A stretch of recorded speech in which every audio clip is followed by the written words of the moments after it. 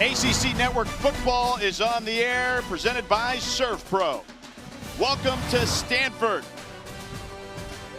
The walk led by a motorized couch with Andrew Luck, their general manager, in it in very quirky-like Stanford fashion.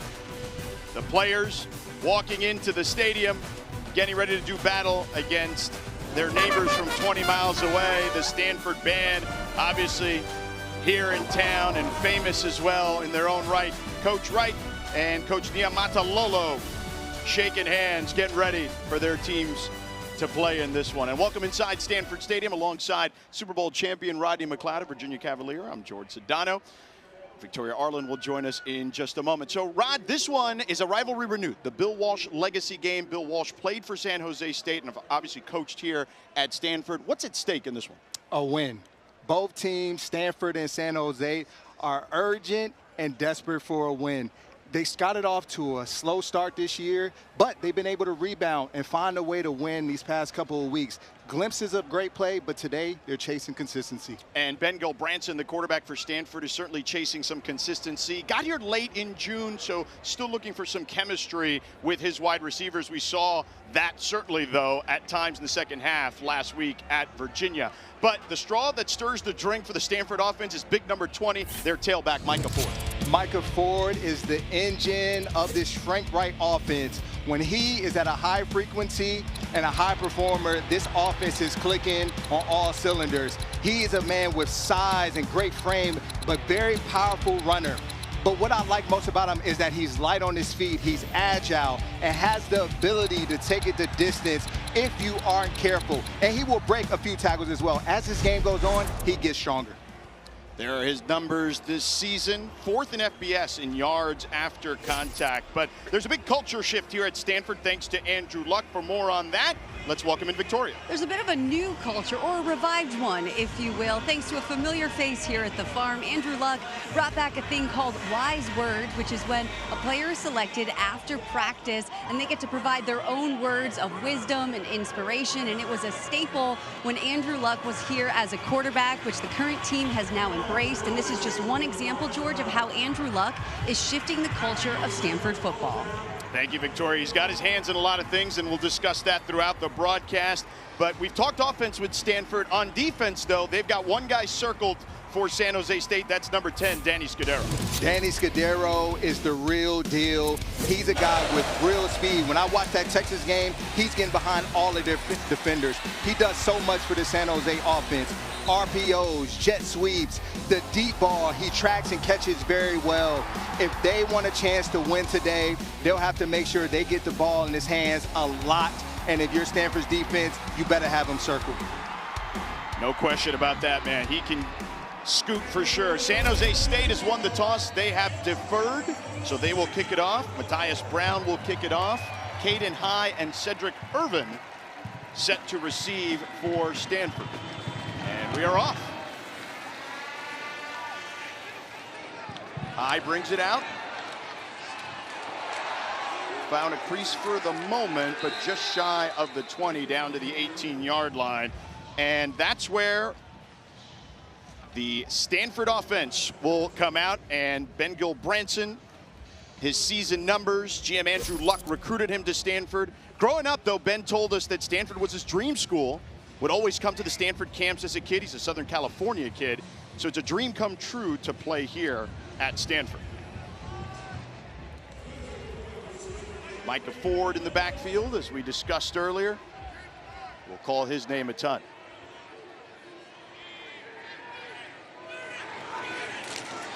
They begin on the ground to Ford. Not much there, but a flag trailing the play as Tianella Latu made the tackle. But let's see what the flag is about.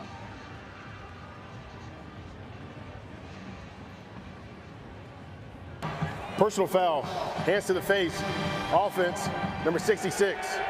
Half the distance to the goal, and remain first down. Christian Watson, our lead official. Nicky Prangos with the infraction.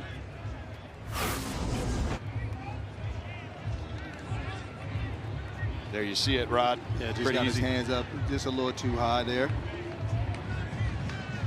So Stanford backing up already. It'll be 2nd and 20, ball on the 9-yard line for the Cardinal. Check that 1st and 20. Throw to Farrell down to the 15. A completion there for 6 yards for Stanford.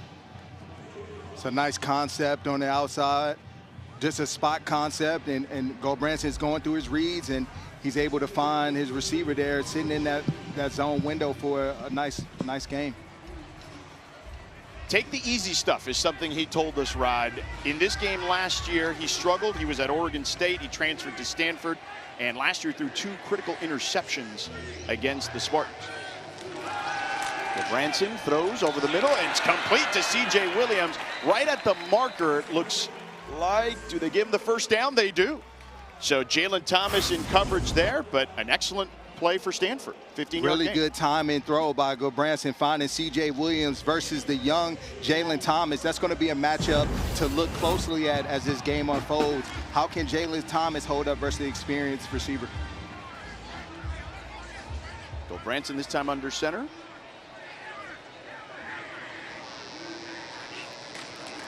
Play action.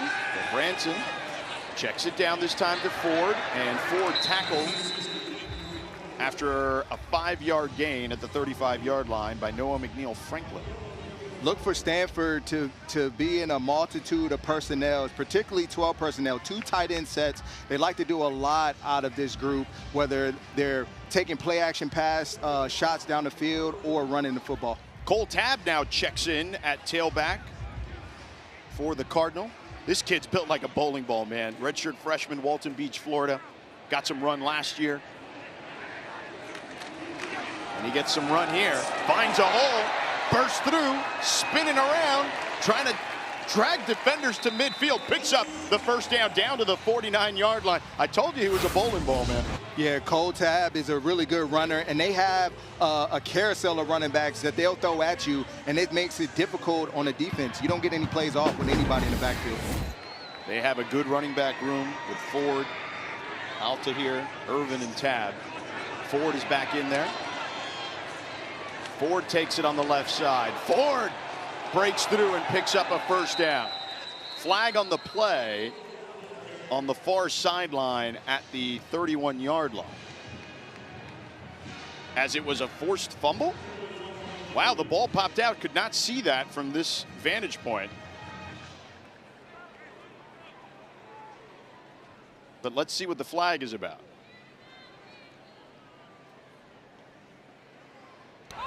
The ruling on the field is a fumble recovered by San Jose. Prior to that, illegal substitution, 12 on the field. It's a 5-yard penalty from the previous spot, and we'll repeat first down. So Isaiah Rivas recovered the fumble. We'll see the illegal substitution here. So Stanford lucks out. Yeah, the tempo really got to San Jose defense, and they couldn't figure out the right personnel. And unfortunately, it wipes away a huge turnover on this first drive. Jalen Apollit-Williams with the infraction. Really good punch out. It's unfortunate that it's wiped away. Cole Tabb back in the backfield.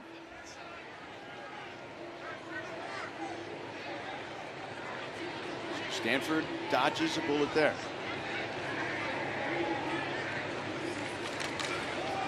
Back to the ground with Tabb, tries to get to the edge. Another flag trailing the play, and he has enough for the first down.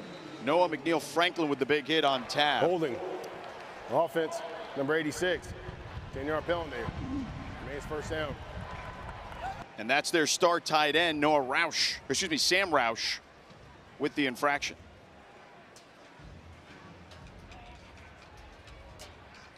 Yeah, Sam, he just got his hands on the outside of the defender there to try and set that edge. I know he would love to have that play back. He prides himself for being a good blocker for this offense. So an uneven start to this one. A lot of flags to start this game. But one of them saved Stanford on a turnover. High snap. Branson, pressure coming, backside, and he's taken down. Noah Ciosi brought down Branson. Really good job by Ciosi, just running a nice stunt, but just powering through the offensive lineman there, and a good finish. And that's one thing that Sam talked to us about for this Stanford offense. We have to protect Branson if we want to have a shot at winning. Gorgie, the offensive lineman who got beat on that play. A 6-yard loss, 2nd and 21 for Branson and company. And another flag. This one looks to be false start.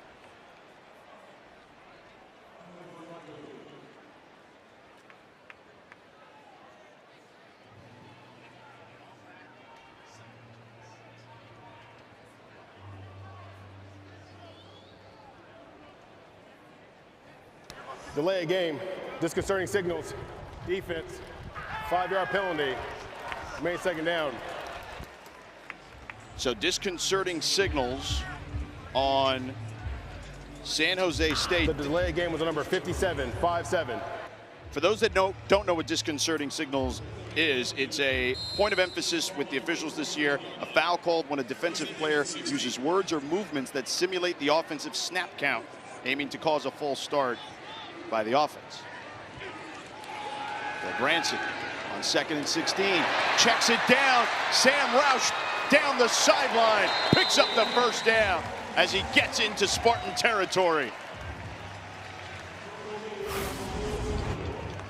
Just a nice delayed under route by Sam Roush, and he finds that soft spot in the zone, and he's really good when it comes to yards after the catch. They have to put this on display a lot more today. Roush, Coach Frank Reich told us, guy's got 1st-round talent. And there have been a lot of good tight ends that have come out of here. Tab gets through the seam, staying on his feet, down to the 30, picks up 4. It'll be 2nd and 6 upcoming. Nafa Funga with the tackle for the Spartans. We're going to hear his name a lot today. Defensive coordinator of San Jose State talked about how he's product of the next level. Yeah, they said he's very light on his feet, powerful. Definitely what you want as an interior defensive lineman. 2nd and 6, another high snap for Branson on the roll to the sideline, complete to Jordan Onogwe. 1st down for the Cardinal.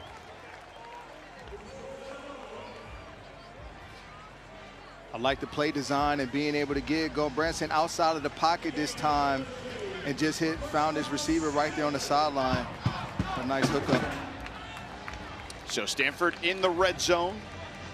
36.4% touchdown ratio and percentage, which is last in the ACC. 11 trips, only 4 touchdowns. Play action, Branson on the roll. Throws over the middle, complete inside the 10. This time to C.J. Williams, the leader of this receiving core. QBs can trust him, is what Frank Reich says, and you see it right there. They took advantage of San Jose State being in man-to-man defense, bringing C.J. Williams all the way across the field. So it'll be 2nd and short here. Tab again. Tab pushing forward, extends. Gets the 1st down. So 1st and goal now. Field the 1st down. 1st and goal now for the Cardinal. Branson 6 of 6 for 59 yards through the air, but we've seen Micah Ford, we've seen Cole Tab mixing it up in the backfield, which they'll do a lot of throughout this game, and that's what makes their rushing attack really good when it is effective. 2 tight ends for Stanford. Tab walks into the end zone for a touchdown, and Stanford strikes first.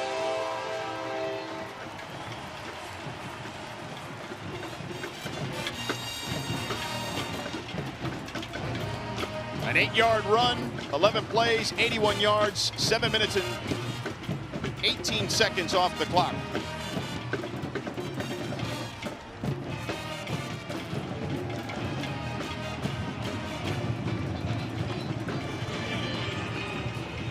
Tabb's first touchdown of the season. Getting some love from his teammates. Emmett Kenny for the extra point.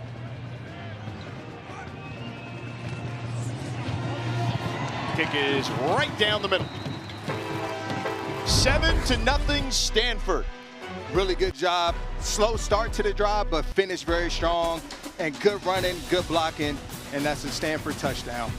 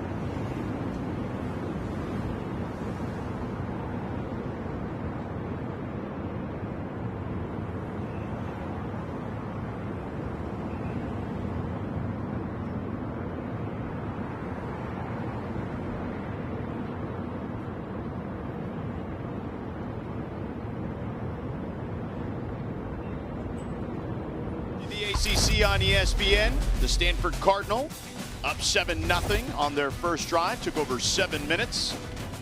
Culminated in a Cole Tabb touchdown, the first of his career for the redshirt freshman from Walton Beach, Florida.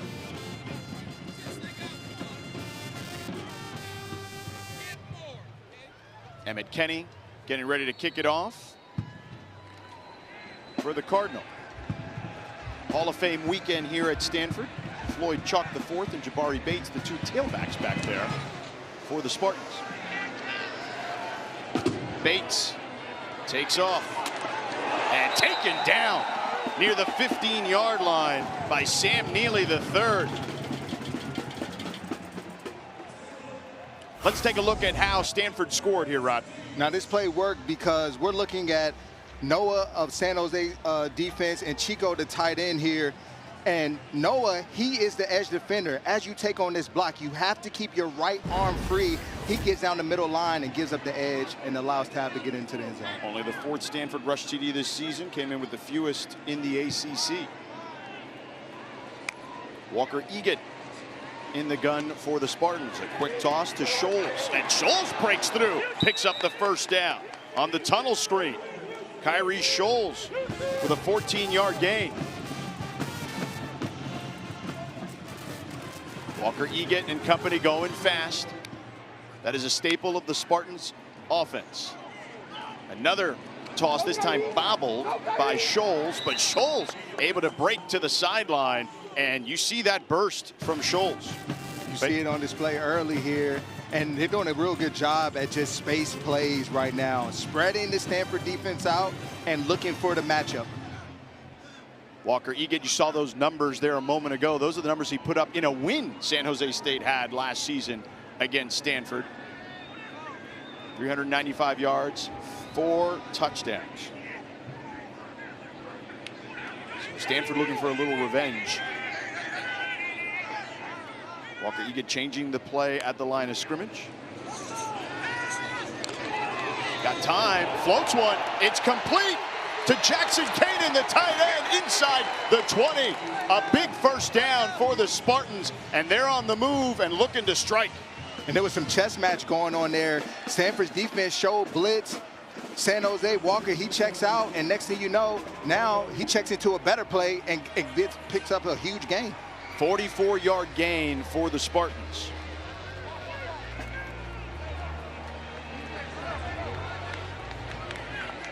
Jackson Kanan, a Sacramento native, Jesuit high school. So in the region, a lot of kids in this region in this game. Egan with time again, fires into the end zone, incomplete. Again intended for Jackson Kanan. Aaron Morris in coverage for the Cardinal. Really good coverage by Aaron Morris. They're in a zone, and he sees exactly where Walker's looking at and covers a lot of ground, and a real good finish. Most defensive backs right there will get there a little early. He played the ball very well. Stanford defense 22nd in opponent red zone this season.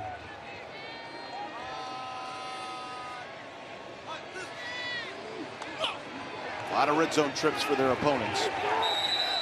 Allowing they're 22nd in the nation in red zone. And a big tackle there by Braden Marceau Olyalinka. Floyd Chalk, the tailback there. First play of the game for him, no gain. Really big third down here. I'll be interested to see if Stanford's defense comes with the pressure look that they were given earlier in this drive to just speed Walker's timing up a little bit. 3rd and 10.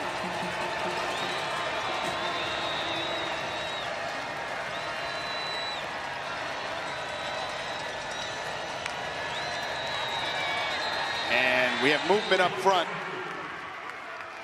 False start. Offense, number 3. 5-yard penalty. Will remain 3rd down. And that's the tailback, Floyd Chalk the 4th. You don't see that one very often, Rod. Well, that pressure got to Chalk. He's trying to identify who am I picking up in this blitz. And the Stanford defense, Matt Rose in particular, he did a real good job at disguising that time and did more of a late blitz.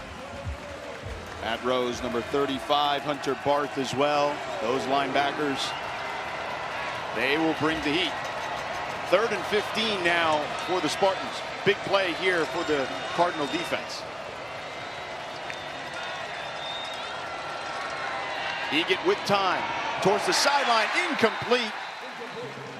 Intended for Kanan again, the tight end. Matt Rose in coverage, but that one, Egan led him a little too far. And Matt Rose just in really good coverage. You know, he didn't give up too much space despite the down and distance, and just a clean finish by him. In the last couple plays, I've been impressed by Matt Rose. Dennis Lynch, the 5th-year senior, USC transfer. He's 1 of 5 this season. And that one is up and good. Make it 2 of 6. So the Spartans get on the board. Cardinals still leading by 4.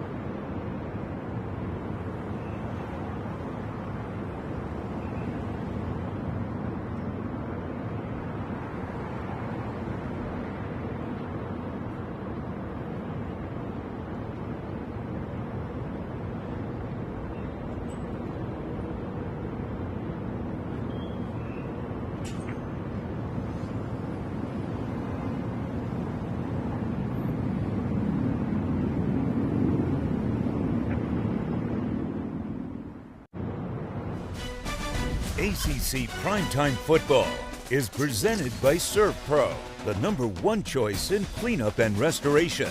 And in part by Jersey Mike Subs. Be a sub above. The Bill Walsh legacy game, there he is. Playing days at San Jose State. And of course, the coach of the Stanford Cardinal, famed coach of the San Francisco 49ers as well. 3-time Super Bowl champion with the Niners. And the series history between the two teams, Stanford with a big lead, but as we mentioned, San Jose State won last season in a thriller. Tyus Brown with the kickoff. And that one will sail through the end zone. We will step aside. Stanford will take over when we come back. They lead by 4.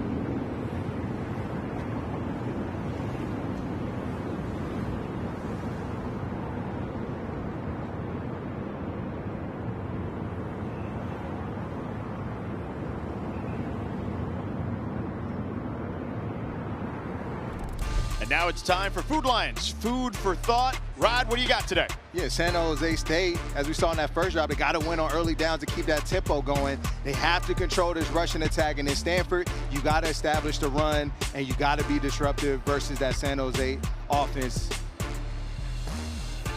No question about that. You got to be disruptive for sure. They have to get a little creative. Andy Thompson, their defensive coordinator, told us against this San Jose State team. Offensively, though, despite the flags, looked pretty good when they were marching down the field earlier. Cole Tabb picks up about 4 on that one. Cole Tabb getting a lot of run early on. He is, and I think they talked about it. They said, you know, sometimes we just go with the hot hand for that particular game, and right now they're trusting in Tabb. And I have full trust, if I'm Frank Wright in this offense, full trust in every running back that lines up. 2nd and 6 for Stanford. Back to Tabb. Tabb trying to break free there, but corralled after a 2-yard gain. 3rd down upcoming.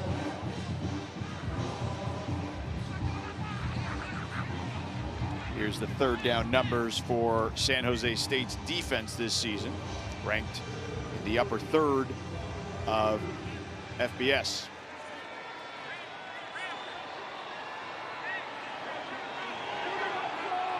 First third down for Stanford today. Let's see what they do on 3rd and 3. Empty backfield for Gobranson. Pressure coming backside and absolutely walloped. The ball is on the ground. Punched out by Latu. Latu with the big hit and jarred that one loose. But 4th down for Stanford.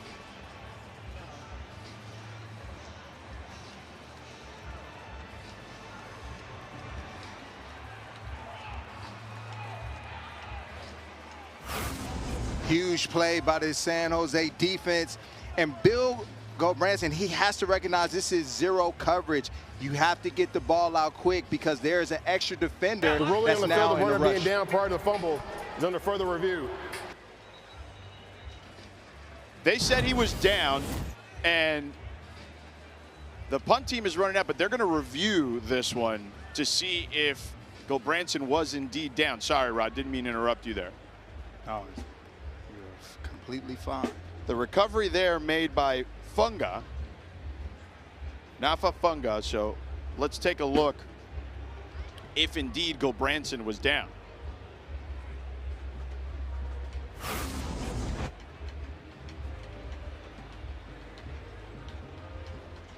That ball is moving, but is it out? Oh, I mean, it's tough because I need another look. Yeah, a lot of bodies there. This is a good look here. Oh no, more bodies blocking. Yeah. So again, there needs to be indisputable evidence to overturn it.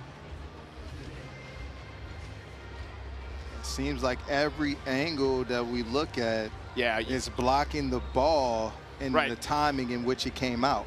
This is our best shot right here. Hold on. Let's see. So his knee. Yeah, we can't see his knee, unfortunately. His elbow. Let's see. Ball is out before his elbow hits the ground. I don't know if his knee was down, though. Let's see. The knee could be resting on somebody else's leg. It's very possible. Normally you get a better look at it one of these angles. Well, the reality is, I mean, it's just there's so many bodies in the way. It's an unfortunate situation. So again, we'll see what the ACC Review Center sees. And Christian Watson, our lead official, conversing with them.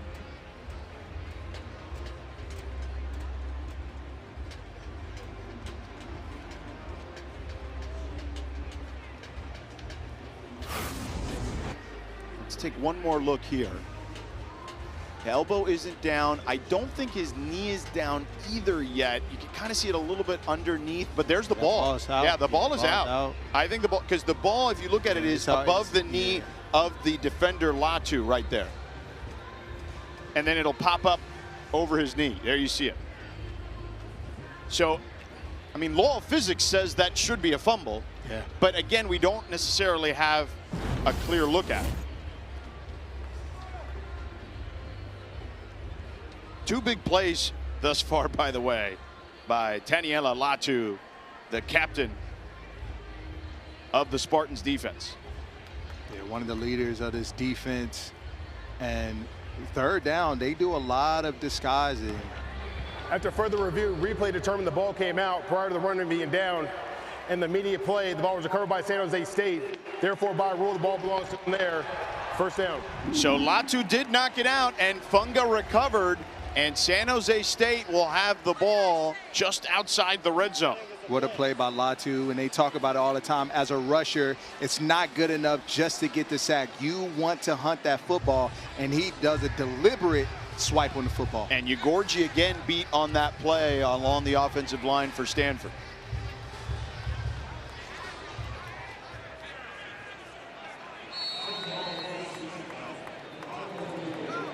Again, we circled Danny Scudero, number 10, as their leading receiver.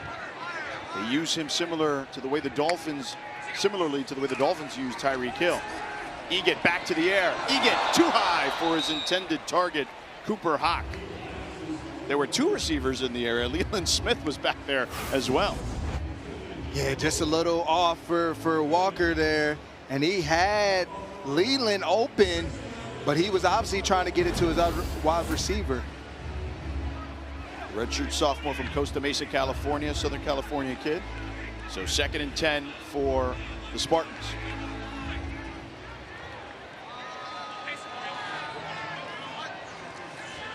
Eget with plenty of time towards the sideline and tackled inside the 20 is Leland Smith. Colin Wright with some tight coverage for the Cardinal. For a second, I thought that was a dangerous throw by Walker. It was a little high. 3rd down coming up here. 3rd and 5. 3rd and manageable for the Spartans. Eget changing the play at the line of scrimmage again.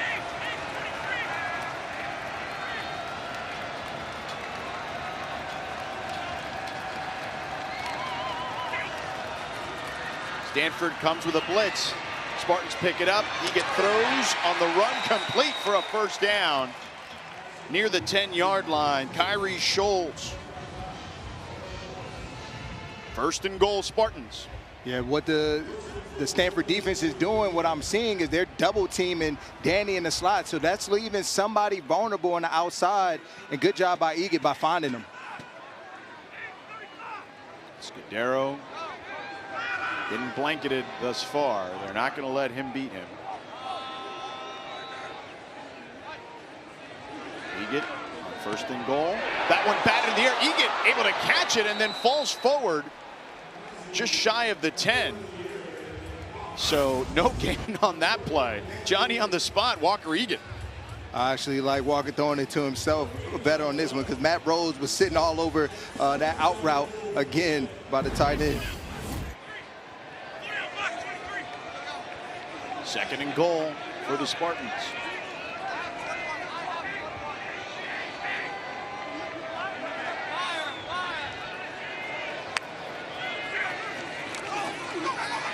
Eget finds his receiver on the sled for a touchdown, and it's Scudero in the slot, and the Spartans take the lead.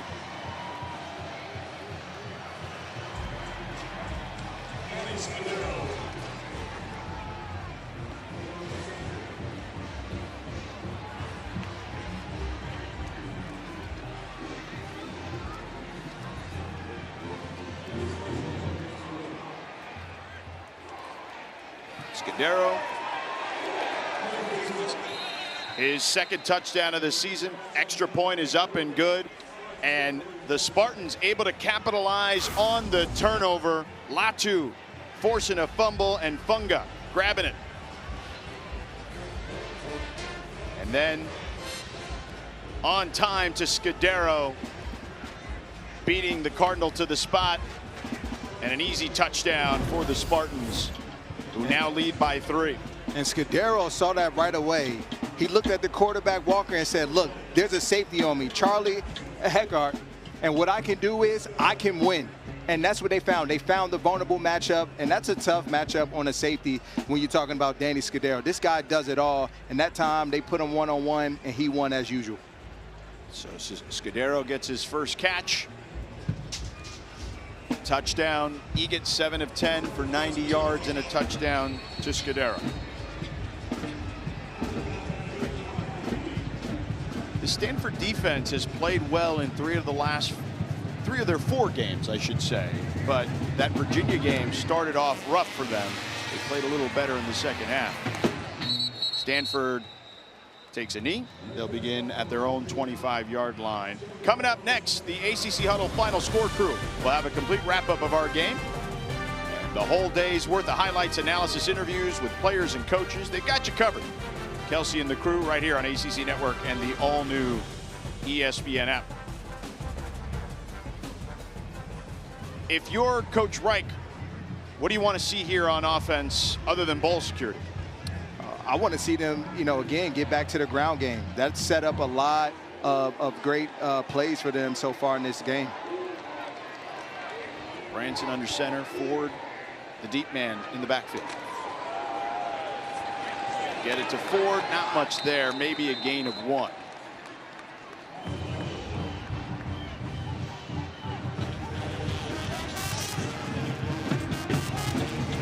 But that last turnover, George, Go Branson, he has to be able to identify the pressure look. And like I said, because of the 0 pressure, you have too many men to block. He's got to get the ball out faster. In the gun now, Go Branson.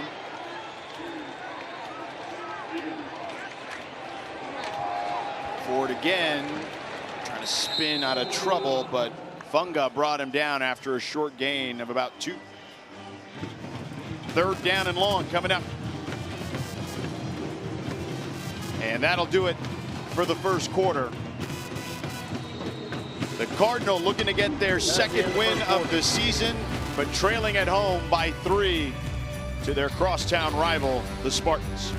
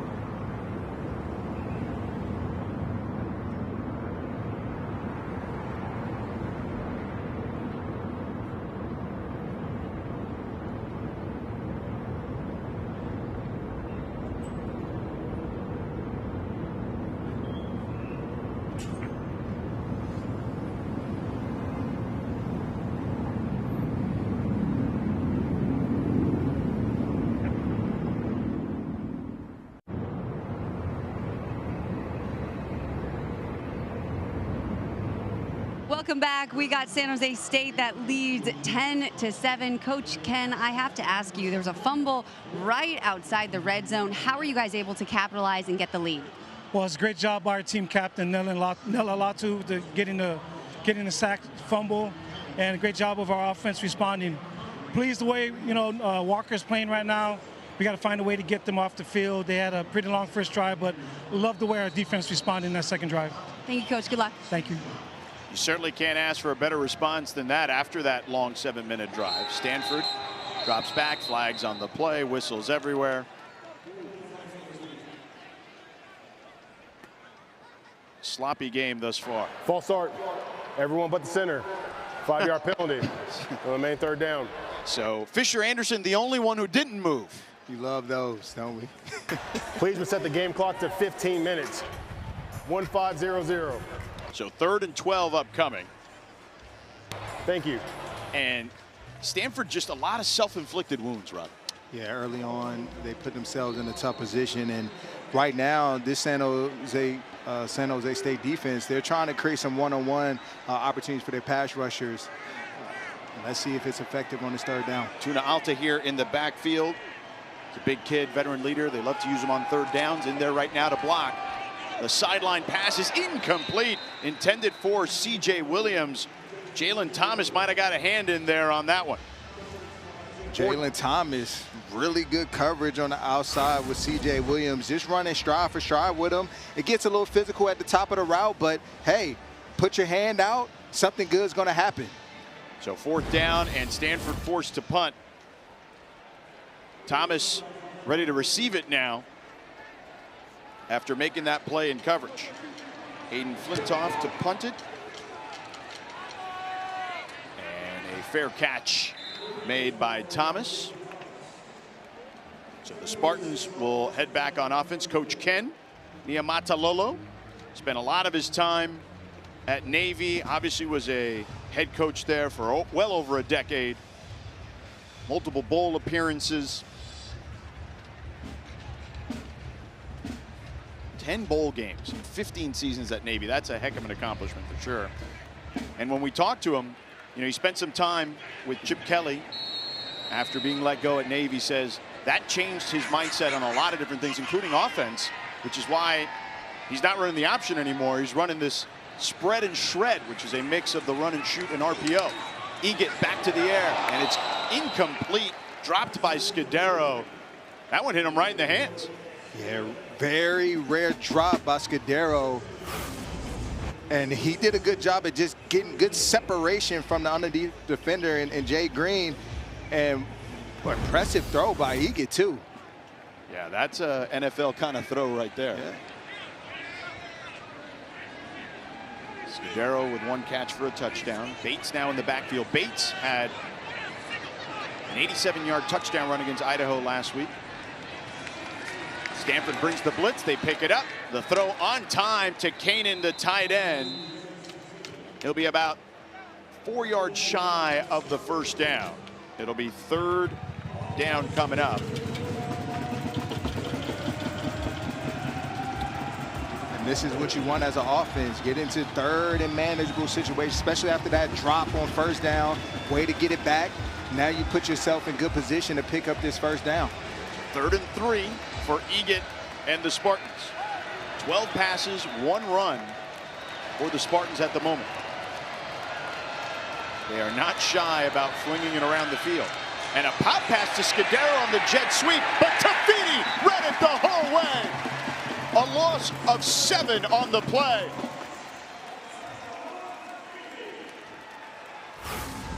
Good play by Tafiti and just recognizing what was going on, slight shuffle down the line, and gets up the field immediately to be able to take away the speedster Scudero. And he says, no, no, no. So 4th down, good stop by the Stanford defense. Trent Carrizosa to punt it off. Liam Thorpe ready to receive inside his own 20.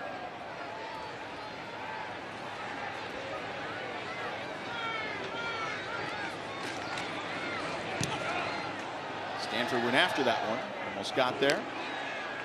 Thorpe fair catches inside his 20, and we will step aside. So the Spartans lead by 3. Stanford looking to add some more.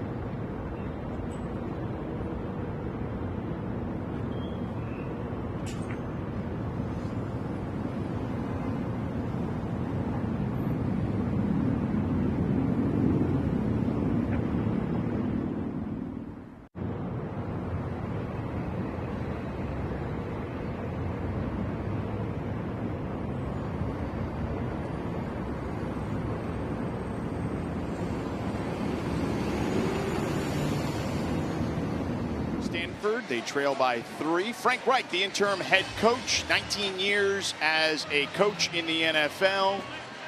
Head coach, position coach, coordinator. Played in the league for 13 years as well. Most recently with the Panthers. Was your head coach in Indy and was the defensive coordinator when you guys won a Super Bowl, or excuse me, the offensive coordinator when you were on the defense in Philadelphia when you won the Super Bowl. Bill Branson to the air. Completion there. Enough for a first down to C.J. Williams.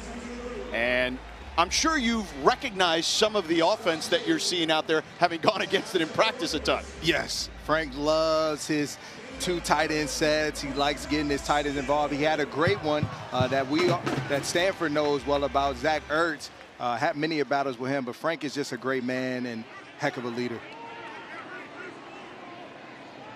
He was happy to see you in our meetings, certainly this week. Full tap, burrowing forward. Picks up, let's call it 3.5, nearly 4. Second down and 6 coming up. He's got one of these offenses, man, that if you are a receiver, if you're a tight end specifically, you got to love playing for Frank Reich. Yeah, he's going to make sure he features you and gets you involved.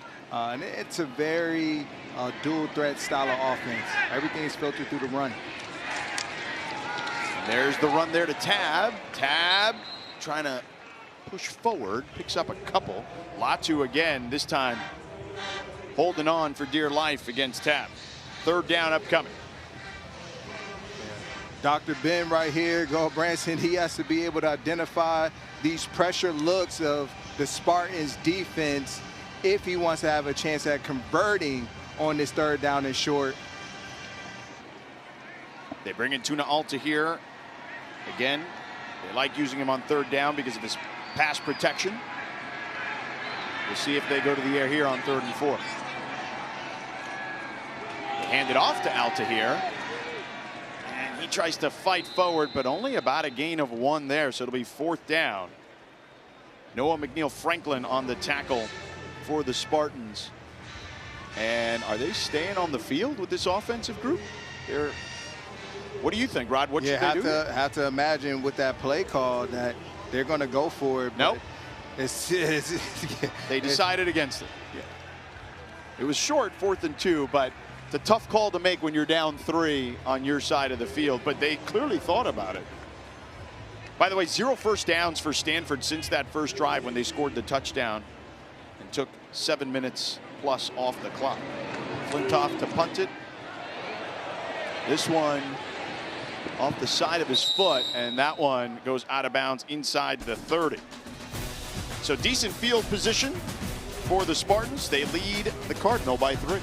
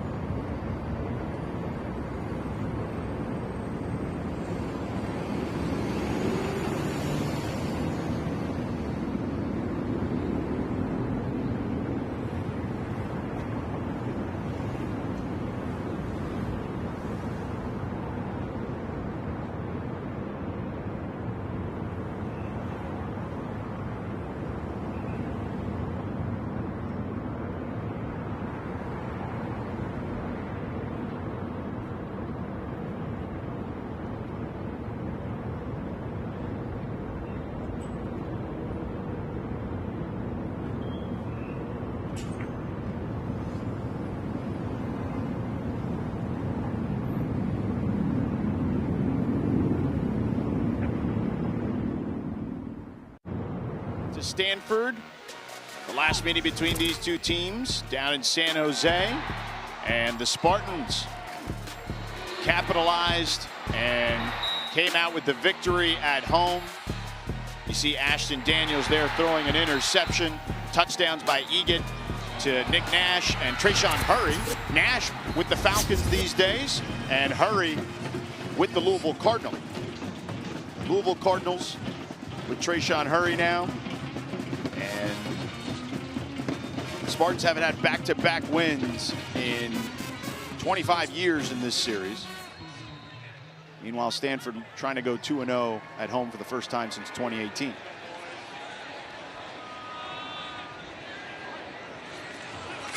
Play action for Egan. Stands in the pocket, fires one down the field, bobbled by his receiver, but caught there by Kyrie Scholes.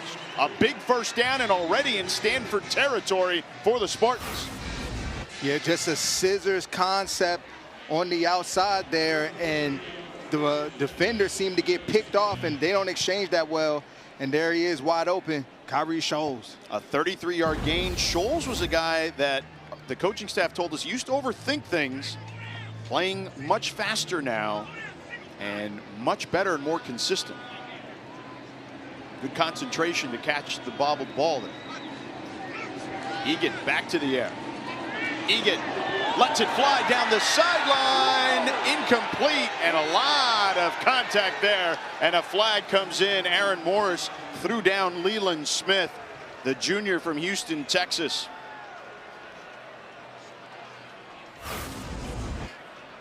Yeah, good placement by Walker and good savvy move by Leland. Defense, number 31, 15-yard penalty. To try and just throw him by and come work back to the football, and that's what caused Aaron Morris to be able to wrap his arms around him and throw him down. So Leland Smith did initiate that contact, to your point, and then Aaron Morris like, wait, man, you can't put your hands on me, and got the best of him there. So they tack on 15 more yards. Ball on the 22-yard line.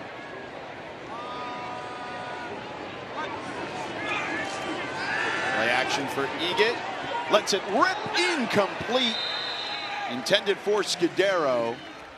Good coverage there by Darius Davis. Only one run still for the Spartans. Yeah, Darius Davis with a good finish coming out of that post. He saw Scudero coming across. He cut him. And then just a good finish around the arms there. The ball zips out of Egan's hands. It does. Been impressed early with his ball placement here.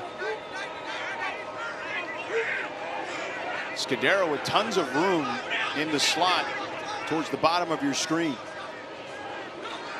Egan looks for Scudero, and there he is on the out to the 15-yard line. Nice gain there. 7-yard gain, 3rd and 3 upcoming. Yeah, Davis is just about 10 yards off, and Scudero knows it, and he just takes the 5 yards and say, I'll take that. And they bring in a different quarterback here, Tama Amisone. He's a freshman from Hawaii. They like to use him as a runner, and Floyd Chalk back there with him. And flags on the field.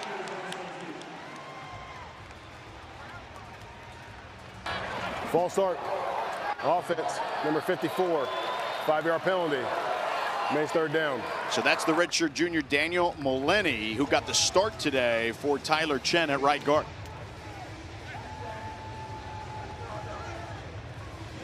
Egan back in there now in the huddle. 3rd and 8. See, they like to put Scudero over here into the boundary. He's their mover. He's going to let the quarterback know whether it's man or zone based on some early movement from him. They're giving him a little less cushion, and we have whistles on the field. Timeout, San Jose State.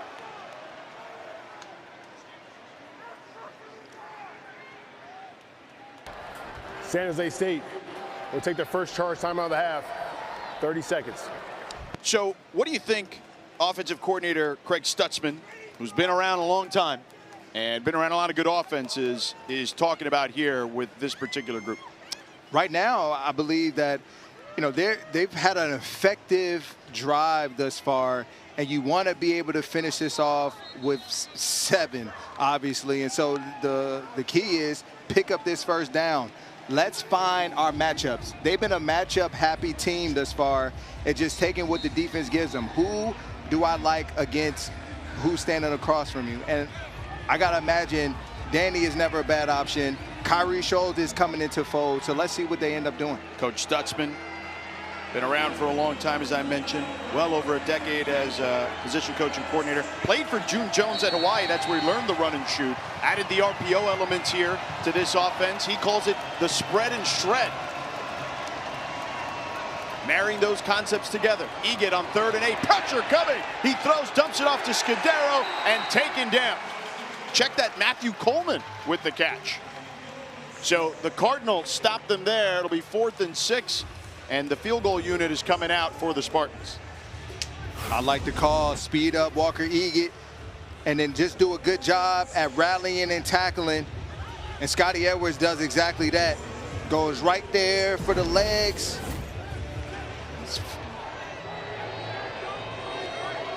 Dennis Lynch.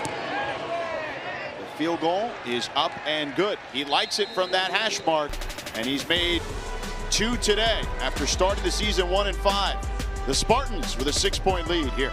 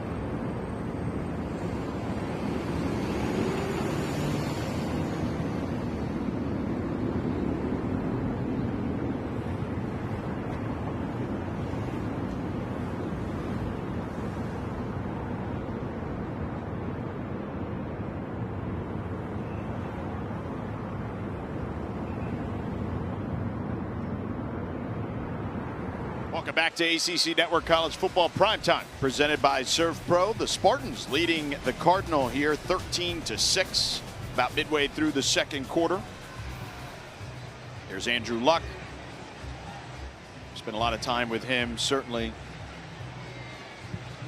as San Jose State leads 13-7.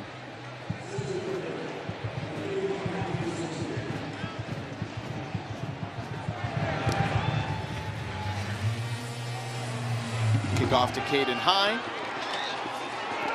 High trying to weave through traffic, but stuck there just shy of the 25-yard line, a 19-yard return.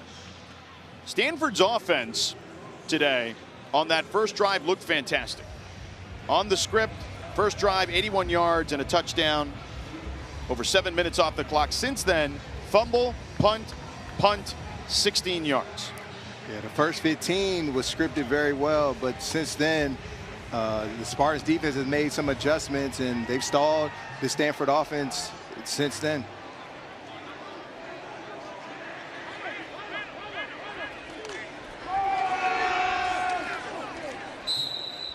So run up the middle, not much there by Micah Ford.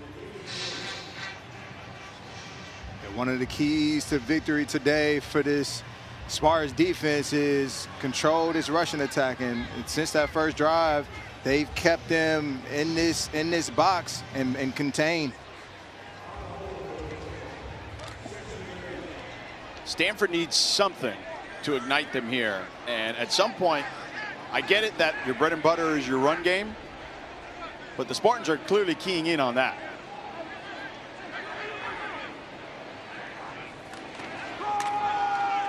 Ford, no hole there. They chop him down at the 25-yard line. No gain on the play. 3rd and 8 upcoming for Stanford. Yeah, George, Stanford's offense just becoming a little predictable. You know, they have to keep the Spartans guessing, create some explosive plays like they're doing on the opposite side of the football. But right now, you put yourself in a tough situation on this 3rd down versus stingy 3rd down defense. 0 for 3 on 3rd down today. The Cardinal have Altahir in the backfield. Again, they like him for his pass protection. Low snap. Branson gets it, fires to the sideline, and a nice catch there for a first down at the 35-yard line by C.J. Williams, the senior from Mission Viejo, California, Wisconsin transfer. That's all C.J. Williams there. There was no space, but just really good, strong hands at the top of the route. And again, this is a matchup to focus on all day. It's been a battle.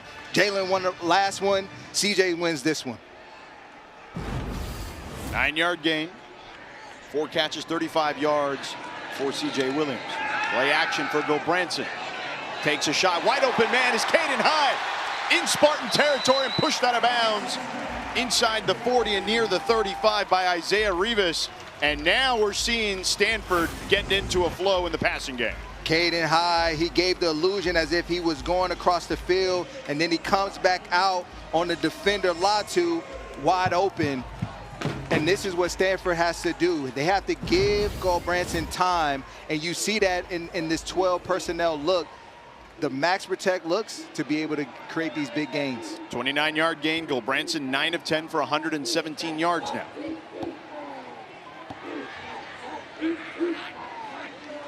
Spartans bring pressure. They run with Altahir, and he's wrapped up immediately by Justin Stearns, the redshirt junior out of San Diego, California.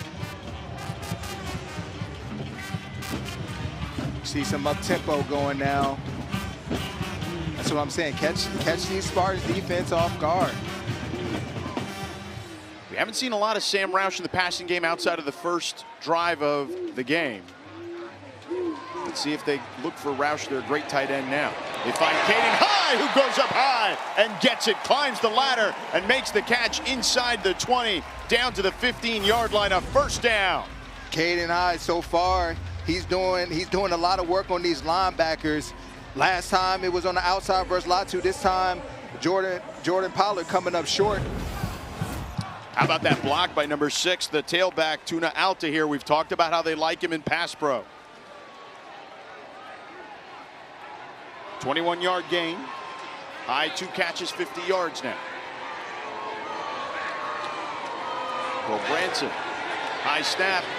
There's Roush, and he gets into the end zone for a touchdown. A 15-yard pitch and catch from Branson to Roush. Stanford ties it up pending the extra point.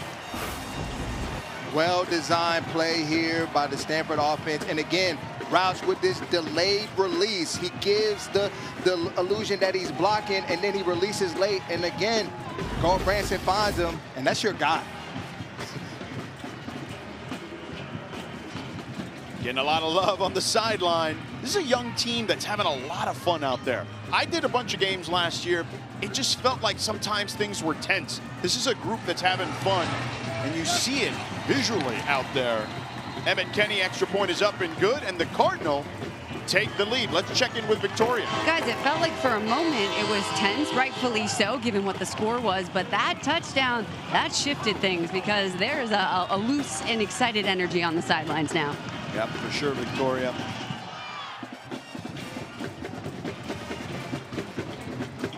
Roush last week didn't have a catch against UVA, and today he's got a couple now.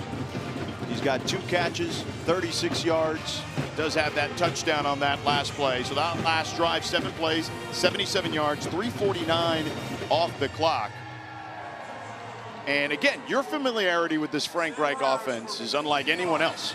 So we've seen 2 fantastic drives, and we've seen a lot of stuff in the middle that didn't look so good. And again, I get it. You mentioned that there was some predictability. But what has been the difference on the 2 drives that have made things work for them? Explosive plays. And you see the 20-plus yard gains, and they're working against their linebackers. And that's what Frank has always done a very good job at.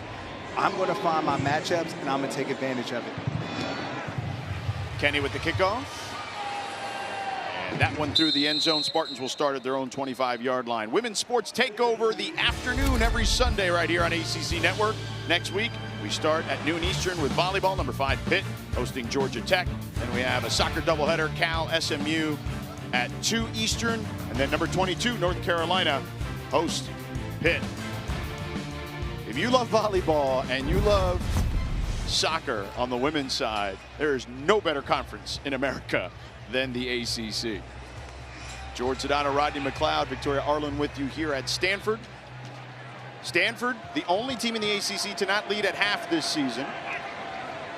Their last home lead, week 2 of 2024 versus Cal Poly. Let's see if they can end that streak here. Pass on time to Leland Smith for a first down. Brandon Nicholson in coverage for the Cardinal. Really good time and throw by Egan again. He just looks in complete control right now and very comfortable.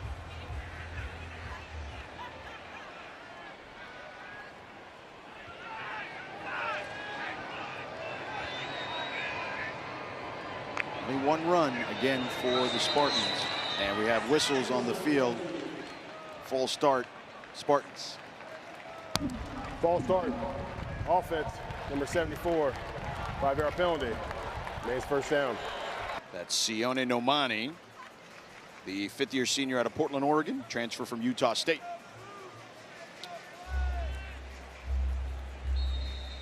First and 15 now for San Jose State.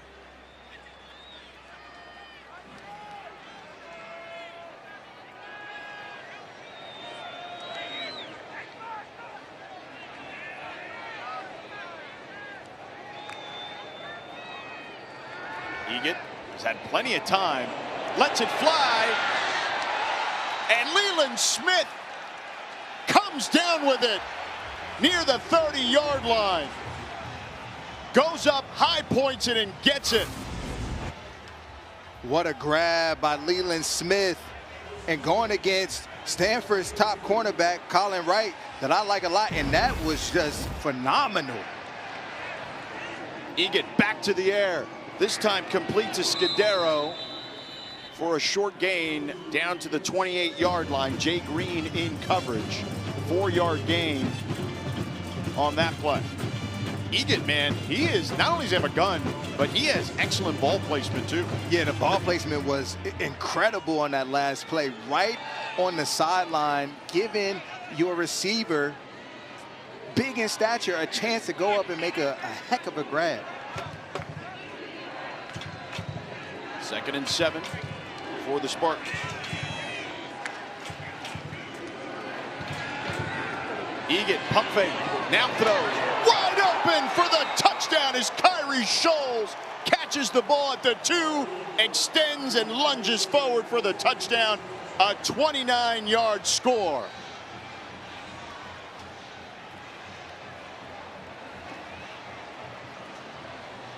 Second TD for Egan today in the air.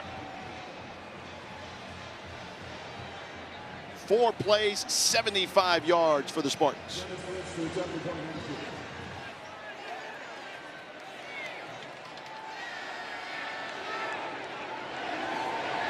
Extra point for Dennis Lynch is up and good. So let's take a look at how they 2-minute timeout. How they got here. High pointing it. Leland Smith with the toe tap. Then Egan says, you know what? Why not? One more time. This time to Scholes for the touchdown.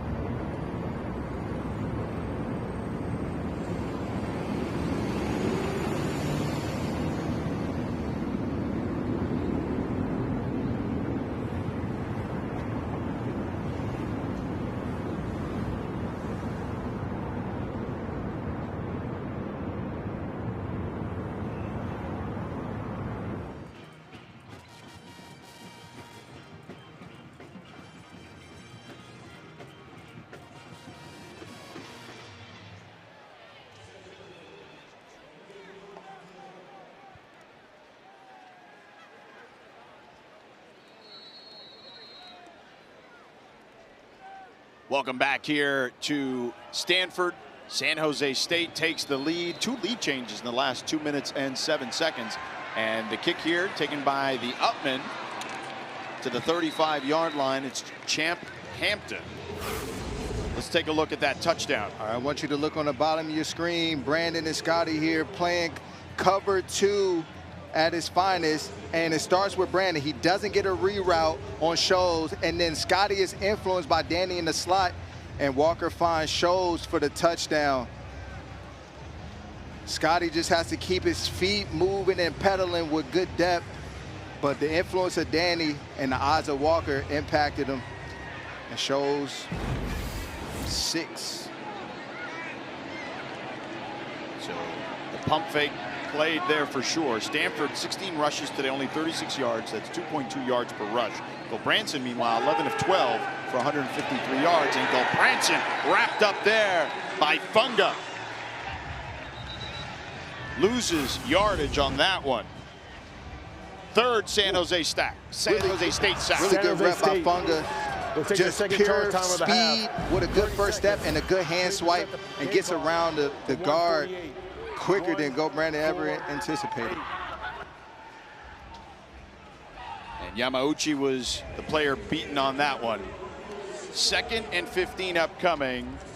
Stanford talking things over at the moment. And again, we Please mentioned set the game clock to 1:48.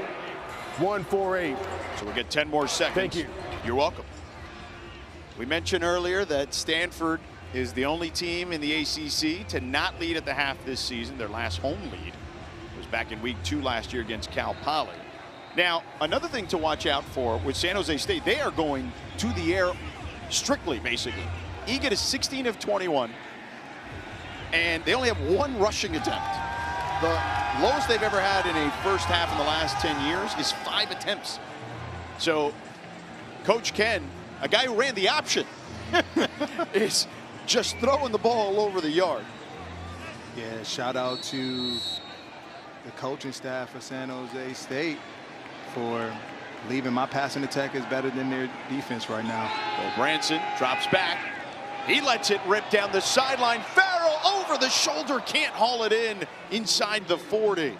Jalen Thomas again in coverage. They are putting him on all the best receivers for Stanford. Yeah, and to take on that responsibility as a freshman is hard to do. And another tough matchup versus Farrell. And Farrell runs with the best of them. He had a couple steps. And good placement again by Brandon, but just a tough grab. Had Thomas beat, to your point, 3rd and 16. Though Branson goes down at the 20.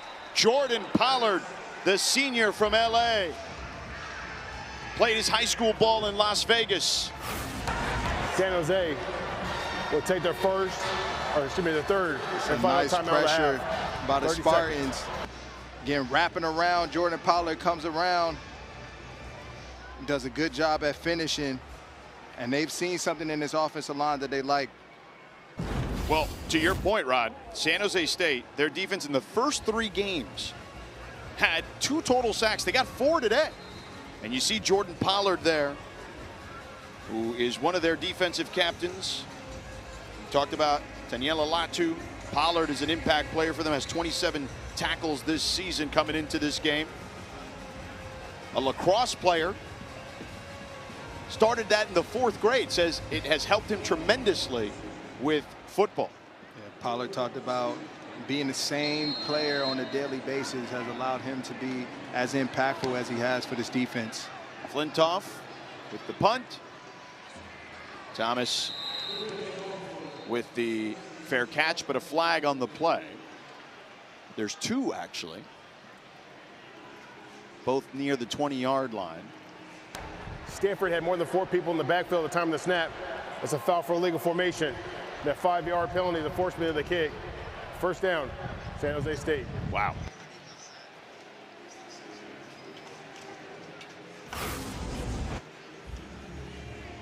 That's the 5th penalty for Stanford today.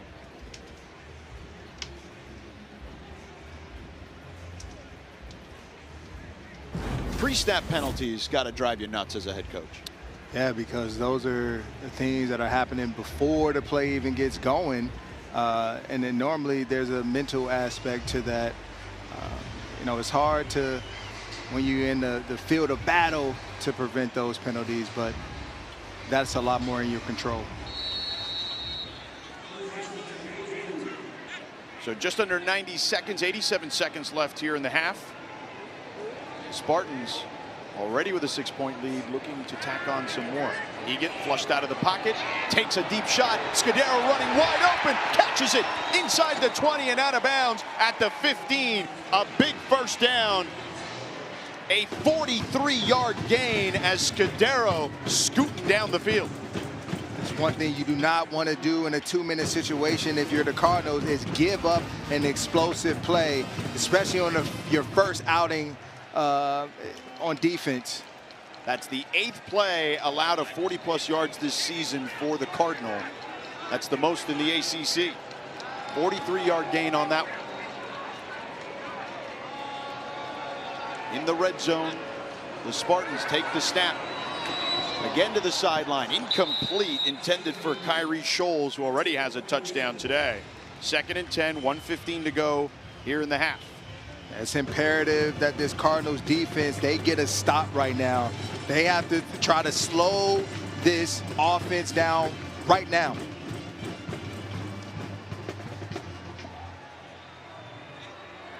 And what we've seen down here is pressure from the Cardinals in this red zone area to be able to get this offense off the field. And they're not letting the foot off the gas as you see an empty backfield for Egan.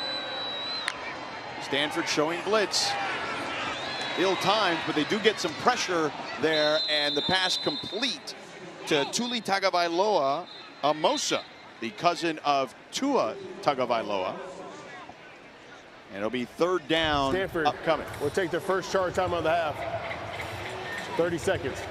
3rd and 5 for the Spartans. All right, what are you talking about here if you're Andy Thompson and the Stanford Cardinal right now on this 3rd and 5? Right now, what I'm thinking of, I'm going to show pressure and I'm going to back out into a zone. What they need to do, they have to muddy the picture for Walker Egan, because when he sees it clearly, he has an answer, as we've seen. So I'm going to try to find a way to make it really unclear for him in order for my pass rush to have a chance. Yeah, you want to muddy the picture, obviously, for him. Is this 4-down territory, though, if you're San Jose State? They're an aggressive team. I believe so. You know, then they're going for the juggler. But at the end of the day, knowing Coach Ken, look, points are points. And so right now, depending on what happens next, will determine what he does on 4th down. Well, no running back there again. Empty backfield. 3rd and 5. Need to get to the 5-yard line to move the chains. Stanford showing blitz again. Egan, here comes the pressure in his face. Lofts it to the end zone. Incomplete. Too far for Danny Scudero. O.J. Rique in coverage. So 4th down, and to your point, Coach Ken will kick. Way to bow up if you're the Cardinals defense. And again, we've seen pressure be effective for them. And so I'm not surprised either that they elected to go pressure back-to-back plays to speed up the timing of Walker. Now, Egan likes it from the left half. Let's see from the right hash. And he missed it. We talked about it numerous times today. Left hash is his sweet spot. And another miss from the right hash for Dennis Lynch. He is now 3 for 8 this season. Very unfortunate and missed opportunity, but if you're the Cardinals defense, you did your job after a rough start. You finished the right way, and now you get the ball back to your offense to potentially get points before the end of this half. That's the 5th miss this season for Lynch, the most in the nation. And maybe that's why you go for it, because your kicker has not been great this year. Yeah, but at the same time, you have to show belief in your kicker too. 2 timeouts for Stanford here, under a minute to go. Bill Branson goes to work to the sideline. Wide open, C.J. Williams, and he heads out of bounds just shy of the 40-yard line.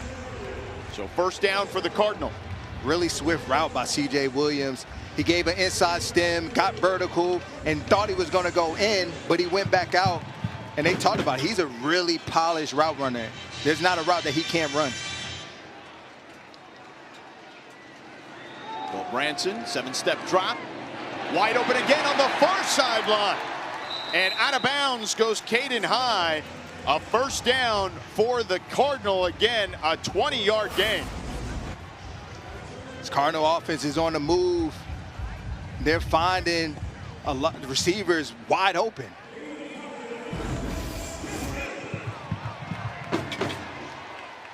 .45 seconds to go. They still have 2 timeouts already in Spartan territory. Bill Branson again to the sideline. Too high for Caden High. So 2nd and 10. 42 seconds to go.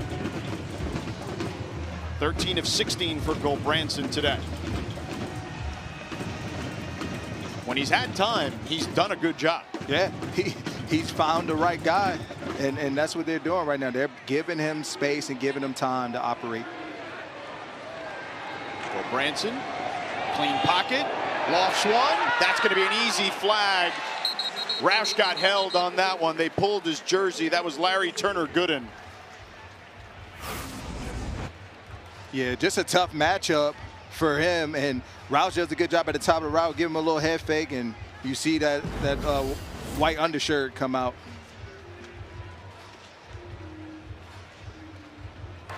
There were offsetting fouls on the play. Holding, offense number 68. Pass interference, number 3. Those fouls offset. Whoa. Main second down. That's a tough break for Stanford there. Yamauchi with the hold. Let's take a look. What do you think? Yeah, he got him, and took him down. He's been rushing well all day. Vili, he's been a problem up front. Taufau Tofua was the defender on that one.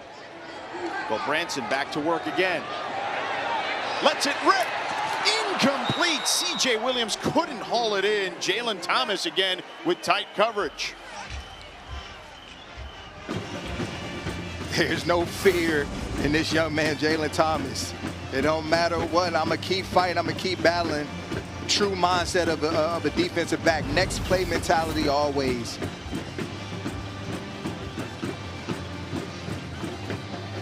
If they can pick up another 6 yards, they could match Emmett Kenny's career long, which he had against Louisville last year in a game winner.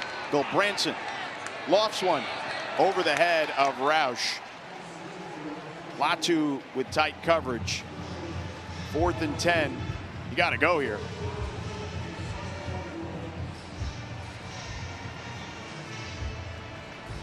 What are you drawing up if you're right?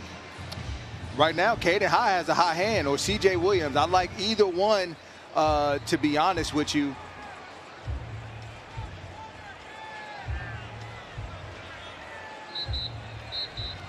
And it looks like the punt unit is coming out. Stanford will take their second charge time on the half. 30 seconds. All right, they're going to talk things over. It's a tough spot. You've seen San Jose State score very quickly, as we've seen. But they don't have any timeouts, and there's 24 seconds. So it's not, to me, an easy decision, but man. Yeah, this is a time that, again, we just saw the Spartans kicker come up short, and so they don't have that as a weapon. So I mean, if you're Frank right now, I'm going to lean on my offense because, look, I want to get some points before half, but I think they're opting to punt. Yeah, Flintoff is coming out. It would be a 59-yard field goal from here. The record for Stanford is 61 by Joshua Carty back in 2022 against Cal. He's now with the Rams. So conservative here by Reich. And he punts it. And that one goes out of bounds, but it is a touchback. So 16 seconds to go. And I'm guessing San Jose State is not going to put their foot off the gas, you would think, based on the way they've been throwing the ball around the field. Right here, I'm just going to take it in the half, George. You want to kneel it? Yeah, I'm going to kneel it. Worst thing you could do is... Yeah, they're going to do it. They're listening to you. See, I'd be like all Madden and just be like, let's go. Yeah, put the ball in jeopardy right here at this part of the field. San Jose State also has the ball to start the second half. They take a knee, and that'll do it for the first half. What do you make of what you've seen thus far, Rod? There's a lot of explosives coming out of this Spartans offense, and the Cardinals defense has to find a way to slow it down. But Cardinals picked up some momentum at the end of the half, and they have to build upon that. Stanford at the moment, again, trailing by 6. Ben Gilbranson, 13 of 18, 192 yards and a touchdown. Cole Tabb has a touchdown on the ground for them. But it's all about Walker Egan, 18 for 25, 260 in the air in the first half alone, 2 touchdowns, had 395 and 4 touchdowns last year in this game at home. Let's send it down to Victoria. All right, Coach Reich, what changes and adjustments need to be made to get back that lead? I'm sorry, one more time? What changes and adjustments need to be made to take back the lead? Yeah, we need too many big plays. Their offense is creating too many big plays. And then on our offense, we need to be more balanced. You know, we made some plays in the past game, but 22 yards rushing, that's not our kind of football. We want to have more balance. Thank you, Coach. Good luck in the next half. All right, Victoria and Coach Reich, thank you very much. Our score, Stanford trailing in this one at home, 20-14.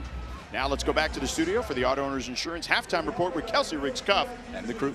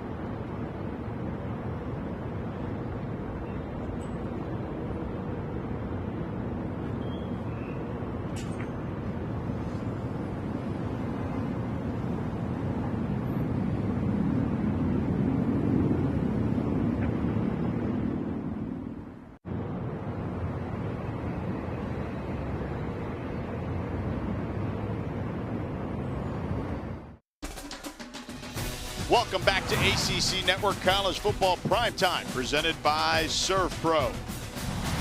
We're here at Stanford. The Cardinal trailing the Spartans 20-14 as we get ready for the third quarter. The Spartans have been in control thanks to Walker Egan. He's been cooking, Rod. Egan has been cooking, and he's making his mark and his presence felt on this rivalry game. They're really trusting in his decision-making and his arm, throwing it a ton, and he's finding the right receiver every time. And he looks just very comfortable, poised, and making really decisive decisions when it comes to him throwing it through the air. Walker Egan, 260 passing yards today, with a couple of touchdowns as well. That's the most yards in a first half by a San Jose State quarterback since 2021. Nick Starkel did it against Southern Utah.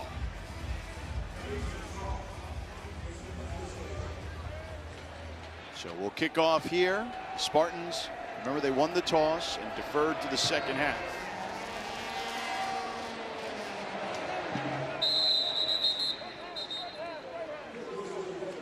And welcome inside Stanford Stadium alongside Rodney McLeod, Super Bowl champion, and Virginia Cavalier. I'm George Sedano. Victoria Arlen will join us in just a moment. All right, so the Stanford Cardinal down 6. What do we need to see from them? First and foremost, this defense, they need to pressure Walker Egan a lot more, because when they've been very effective. You have to speed up his timing and get him off of his spots and his reads. And then from their offense, I want to see more 12 personnel, them being able to really be more flexible in this personnel grouping in order to have a chance to win this game. So Egan will go back to work here. Pressure in his face, throws, and a great completion there for a first down to Kyrie Scholes. Scholes, a 13-yard gain. They're going fast. Scholes, 6 catches. 4 yards shy of the century mark. Saw the touchdown he scored earlier just a few moments ago.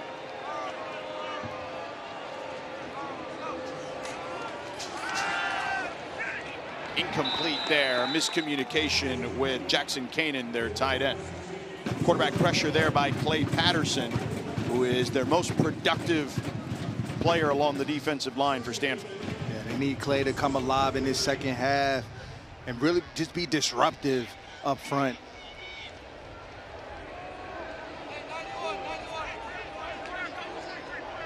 You get the Southern California kid from Santa Clarita.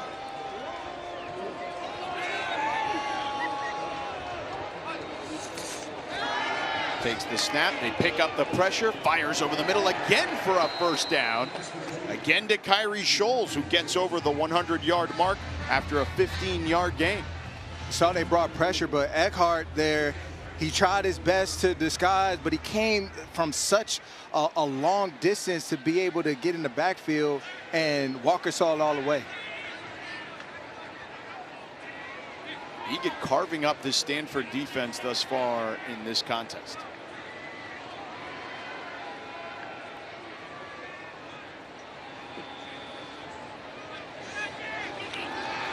Stanford brings a stunt. They pick it up. Egan to the sideline, incomplete, a flag on the play. Morris stepped in front of the receiver there, Leland Smith.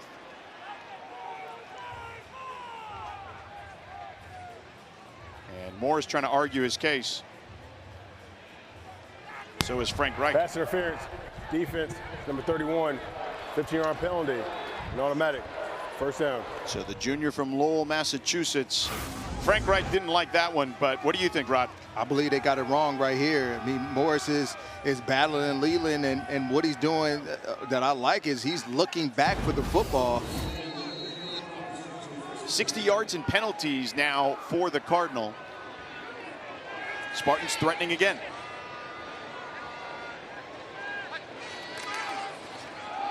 Inside handoff, good tackle there by Tevarua Tafiti, who's made a couple of impactful plays here on defense. He took down Jabari Bates, grabbed him by the foot.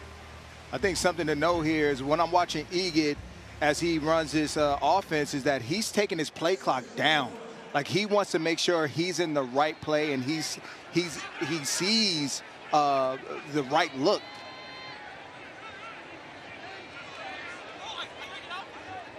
Egan in the gun.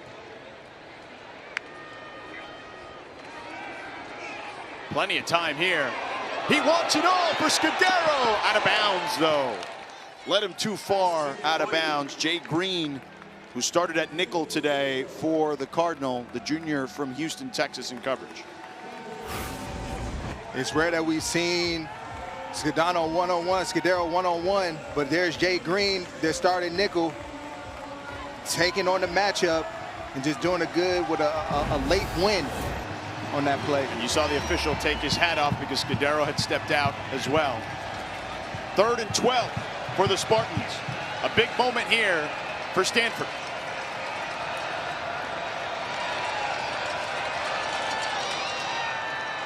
A quick toss and short of the marker by a decent margin to Leland Smith.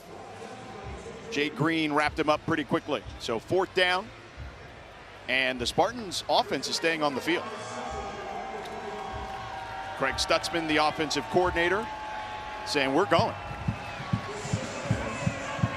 After the last field goal miss, you have to probably feel more confident in going with Egan.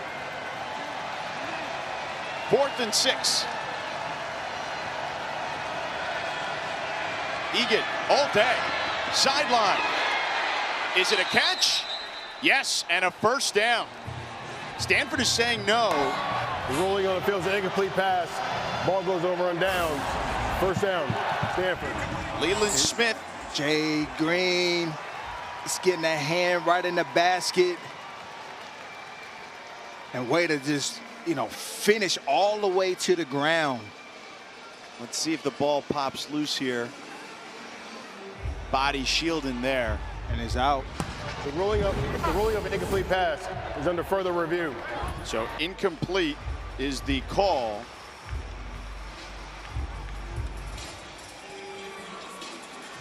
They will review here. And what Coach Ken is telling there, Niamatalolo, is telling the official he was down. That the ball came out, but he's got to survive the ground. He's got to survive the ground. And Jay Green, like I said, he puts his hand right on the ball, but then what he does, I like, is he finishes. Oh, but there's the ball popping out. Yeah. Yeah. But he's saying. On top of Leland Smith. Yeah, Coach Ken is saying that by the time he hit the ground, before the ball popped out, that he was down. Elbow down there. It'd be tough because we need to see where the ball is at that particular moment.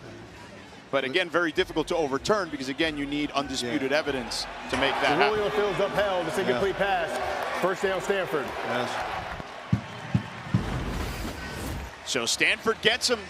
Turnover on downs. Jay Green with a couple big plays there, back-to-back finishes, got his team off the field. One of the officials, it's interesting, signaled catch. The other one signaled incomplete on that play. But Gilbranson takes over now on the turnover on downs. So Stanford staying alive, a one-score game early in the 3rd. Gilbranson under center. Play action. Good protection to the sideline to C.J. Williams. And Williams goes out of bounds on the crosser in Spartan territory. A 24-yard gain.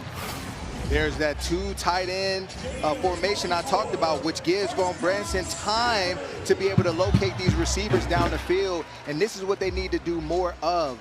More variety out of this package. They have the personnel to do so. And it helps out this offensive line tremendously. Gilbranson 14 of 19, 216 yards and counting. He's looked good. Play action again. They pick up the blitz again. This time incomplete, but Caden High is saying he was held, and the flag comes in after that. Jalen Apollo-Williams in coverage.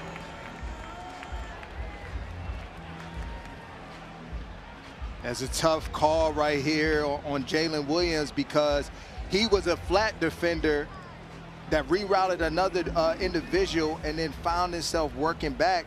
And honestly, I ran right into him. Pass interference, defense, number 7. That's a spot foul, an automatic, first down.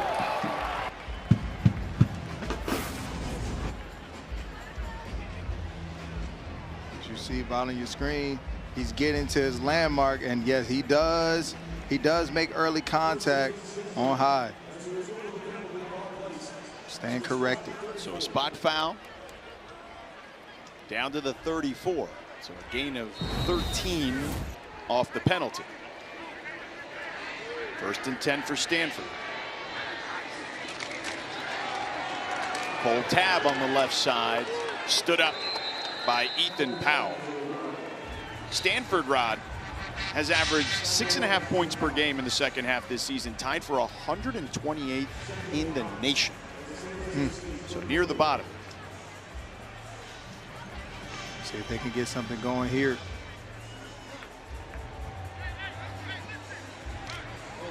You see Andrew Luck. Frank Reich wants him down on the field. Extra set of eyes. You see him constantly motivating the players when he's down there. He was in the booth the first week.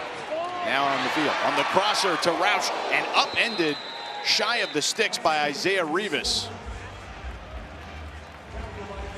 Let's check in with Victoria. He wasn't, George, he wasn't just motivating the players. Just a few moments ago, he had his arms in the air, hyping up the crowd to get loud, get loud, get loud, and then had the whole bench involved too, and everyone was on their feet. So he's a man of many talents.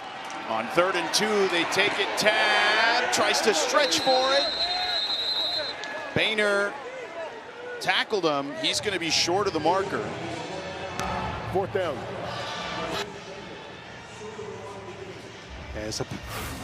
This is a popular run play duo. You just allow Tabb to find the open hole, and normally it does get worked out into the corner. Normally you like that matchup, but here, under further review, Boehner makes a good tackle. Did he extended? Is the knee down before he extends the football? Is the question.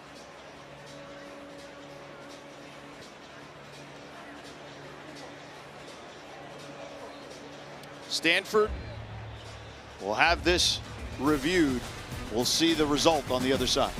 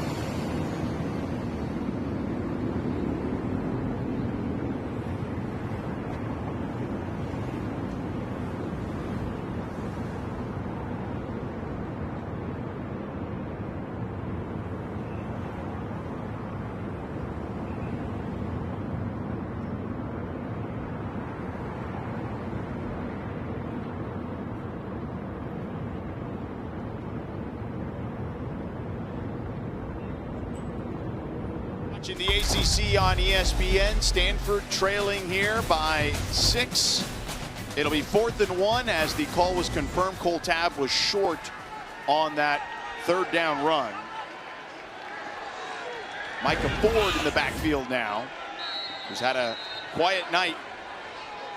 He's 4th in the ACC in rushing coming into this one. He takes it and bounces it out to the outside, picks up the 1st down as he gets inside the 20.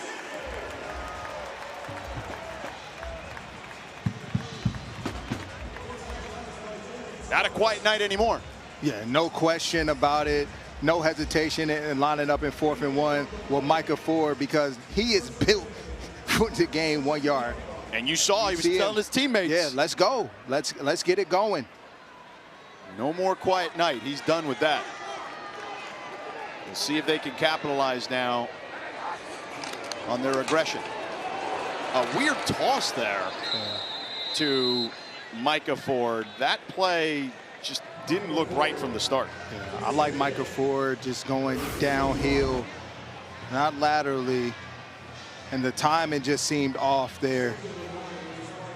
I think Gulbranson thought he was going to come to the ball, and Ford was expecting a toss. There was clearly confusion. Absolutely. 7th play coming up here on this drive. Gulbranson back to the air. Nobody open. He's going to have to roll out, and wisely throws it out of bounds. Takes a big hit, though, by Jordan Pollard. 3rd down upcoming and 9. And you see Gulbranson limping. Yeah, Jordan Pollard just real good finish here, just adding on to his responsibilities, and Brandon took the brunt of that. Tuna Alta here checking in the backfield now. Again, you've heard us talk about it numerous times today. Pass protection, he's the guy. He's a big kid at 6 feet, 230 pounds. Transfer from Eastern Washington. He picks up the blitz there. Gulbranson stands in tall, fires, and completes right at the marker to Bryce Farrell. Rolling on the field is 4th down.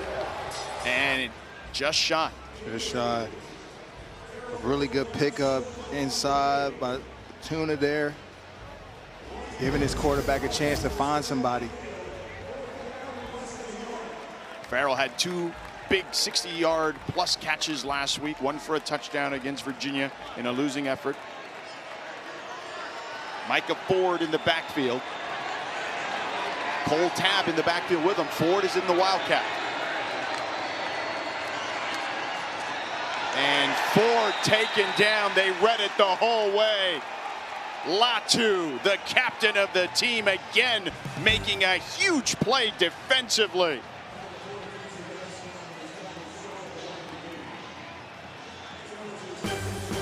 Turnover on downs.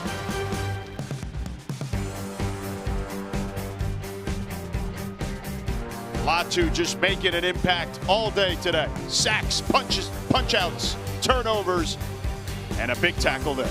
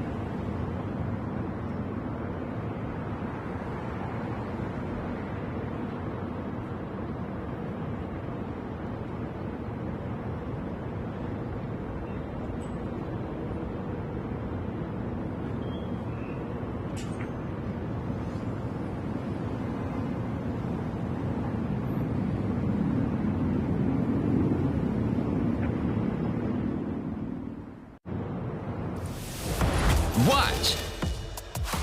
Sync. Swipe. Personalize. Now available on the ESPN app.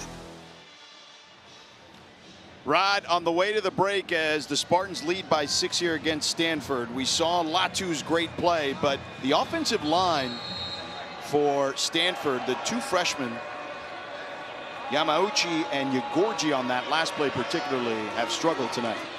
But Egit goes back to the air, incomplete through the hands of his intended target, Scudero. And just going back to that offensive line, like those two freshmen are having their troubles today, not holding up their end of the bargain. Yeah, exactly. They're having a difficult time, whether it's pass protection or right here, your job is to kick this defender out, and there he comes up short again, getting pushed back into Micah Ford. A 2nd and 10 here off the incompletion. Egit again. And that one batted away by Matt Rose. Rose has been in the passing lanes a few times today. Yeah, Matt, he's Johnny on the spot. He's sniffing Egit out. And right there, again, coming up with a nice timely play for his defense. 3rd down and 10 is a big moment for the Stanford defense after not converting that 4th down moments ago. Yeah.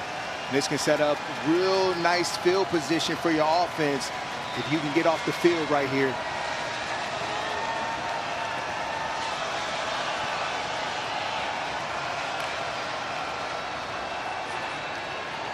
Egit, tons of time. It's complete to Tuli Tagovailoa Amosa. Wait, no, they'll say incomplete. Offside. Defense, number 11. Yeah, clearly hit the ground. Main 3rd down. Tafiti was offside for Stanford, so the Spartans have new life on 3rd and 5 upcoming.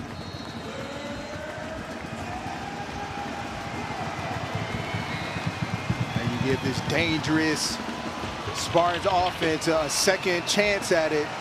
It's not what you want if you're a Cardinal.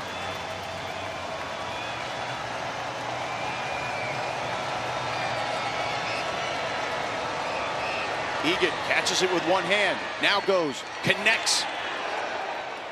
And it's close to the marker. Takes a big hit there. Rose comes up with the football. Down prior to the fumble. 4th down. Scudero with the catch.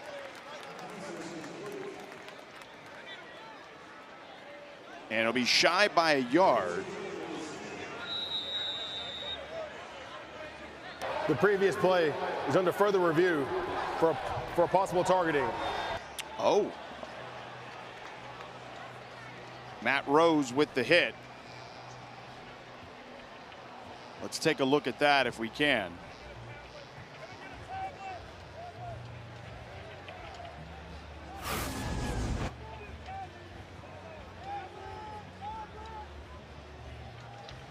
Here is the top of your screen. Oh, crown of the helmet, helmet to helmet contact.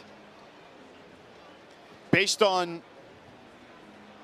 everything I've seen over the years and all the points of emphasis on targeting, that looks like textbook targeting to me. It's tough, George.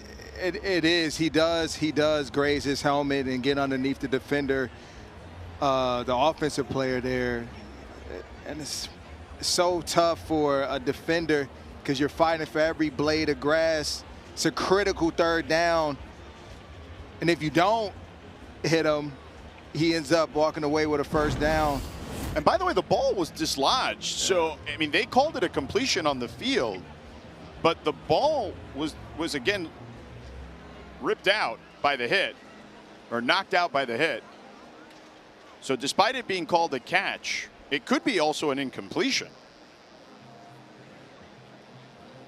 But yet, regardless if the call stands, targeting would give them a 1st down. Correct. Nobody knows it. The difficulty, the timing, the speed of the game, in which these defensive players have to live by.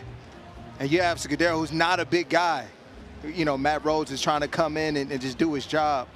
And if Rose is called for targeting and is ejected from the game, They're already thin at linebacker with Josiah Galvin out due to injury and Wilfredo Ibar, 2 starters at linebacker. After further review, replay found a foul of targeting against Stanford, number 35, for forcible contact with the crown of the helmet. That 15-yard penalty is added to in the run. Automatic first down. Number 35 was disqualified from the game. And he will also, by rule, miss the first half of the next game as well. It's a tough loss for the Cardinals in this moment in this game, because Matt Rose has been very impactful on that second level of his defense today. You hate to see it.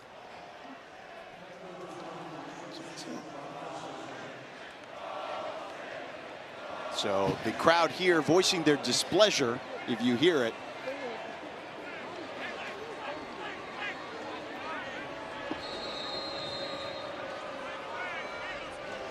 Eighth penalty for Stanford for 80 yards. Sam Mattingly in for Rose now at linebacker. All day. And this one incomplete. Intended for Tagovailoa Amosa. Scotty Edwards in coverage. Scotty Edwards, just really good, clean feet. Playing a little more man-to-man right now. He won that matchup. Scudero's back on the field after the big hit for the Spartans.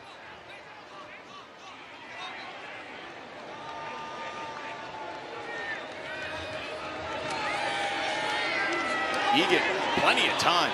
Sideline, complete. He had 2 men in the area. This one to Scudero, and he's in Stanford territory for a first down. A flag comes in after the fact. Yeah, Scudero is going to be offensive pass interference, just swiping the defender by, and they both stepped out of bounds too. It's coming back. The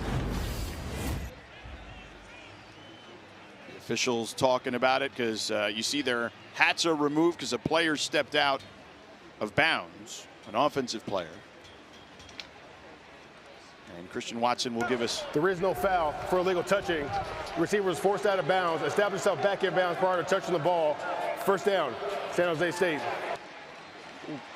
So there you have it. Scudero with the catch and a first down. There were 2 wide receivers in the area. There's no way that was designed that way either, Ron. But it worked out for them. Correct. They both look like they got rerouted. Yeah. In the same area. But it's interesting that they didn't call maybe even OPI on the swipe by, but no, not much there actually. Ball on the 41-yard line of Stanford. Egan back to the air. Oh, and almost intercepted. Jay Green had a beat on it. Dangerous pass there. Good defense as the ball was intended for Scudero. Jay Green, I know he would love to have this back. You get your hands on it, you gotta make it. But it has to feel good for this defense. 2nd and 10.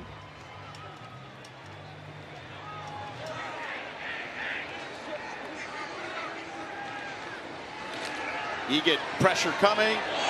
Throws it incomplete, in and out of the hands of Scudero. So 3rd and 10 upcoming. Egan 23 of 38 for 321 yards, a season high at the moment. And he'll need 10 or more to keep this drive alive. Big 3rd down for Stanford's defense. After you lost your key player in the second level, how do you respond? Crowd here at Stanford waking up.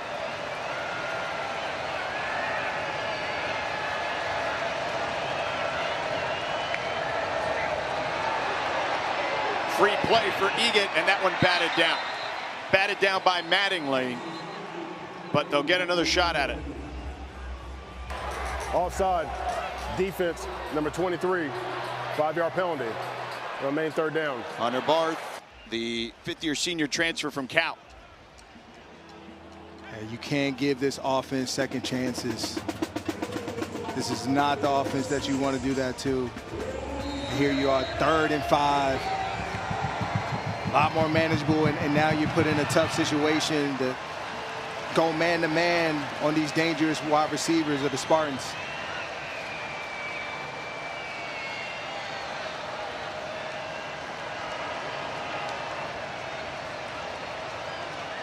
Egan, quick toss to Smith, picks up the first down as he gets to the 21-yard line. And Egan, it's like target practice out there. And he ID'd man-to-man, and they run a rub route on the outside between Scudero and Smith. That is the impact in penalties. I'm sorry, go ahead, Rob. Keeping drives alive. They've been one-dimensional. They only have 3 rush attempts thus far, but it is working for them. And here's a run on the ground. That's Chalk. Picks up 4.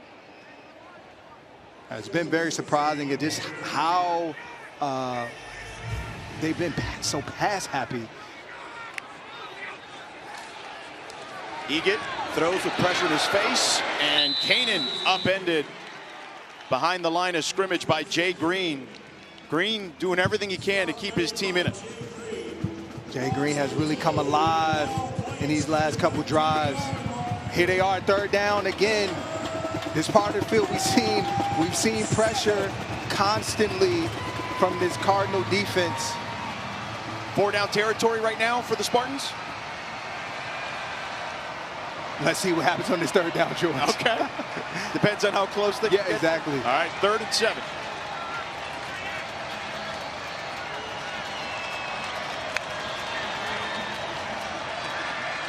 Egan flushed out. He's going to tuck it and run. Weaving through traffic. He gets near the marker.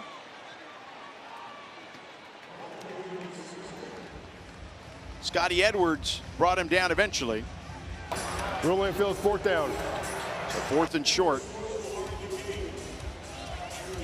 And they're going to kick it. Dennis Lynch,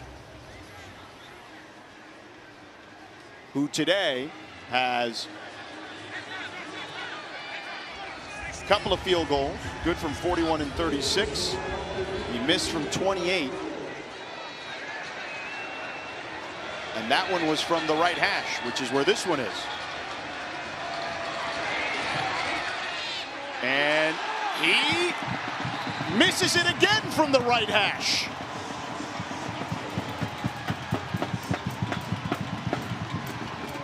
Stanford dodging him. Indeed. And Dennis Lynch, he just can't catch a break right now. Cardinals back on the attack when we get back.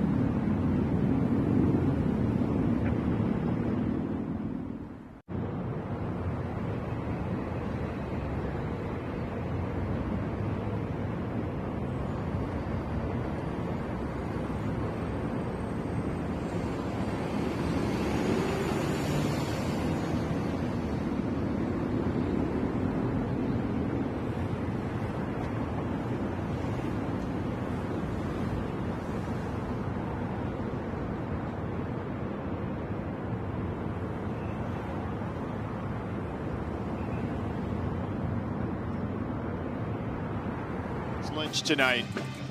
He's 2 of 4. Both misses have been from the right hash, as we've documented. He's 3 of 9 on the season. 6 missed field goal this year is the most in the nation. And Coach Ken was talking to him earlier. You see the young man is distraught. But if you're Coach Ken Niumatalolo, at some point on 4th and inches, you may just have to go for it. It changes your whole thought process as an offensive coordinator. You know, when you can't necessarily rely on your field goal kicker like what's happening in this game right now. So very difficult for the young man, but I know Coach Kenny's a positive-minded individual that's probably trying to keep his spirits up because, hey, you may need him come down at the end of this game. It was 4th and short, less than a yard. And again, the misses from the right hash, that's something they talked to us about during the meetings this week too, that's where he's had some issues pushing it. Toss to the boundary, incomplete, intended for Roush on 2nd down. It'll be 3rd and 9 upcoming. Latu in coverage. Yeah, Latu's been all over the field today, in the backfield, disruptive versus the pass as well. Coverage. Neither team has been able to run the ball today. Stanford only 30 yards on the ground. San Jose State 8, but one is more by choice because Stanford has definitely tried to run it. 5 carries for the Spartans, 23 for the Cardinals. 3rd and 9. Gilbranson, pressure coming, incomplete as the pocket collapsed on Gilbranson. Receiver C.J. Williams also fell on that play. Pressure there by Nafafunga, big number 50. Yeah, very disruptive in the pocket by this Spartan defensive line, particularly Nafafunga in the middle.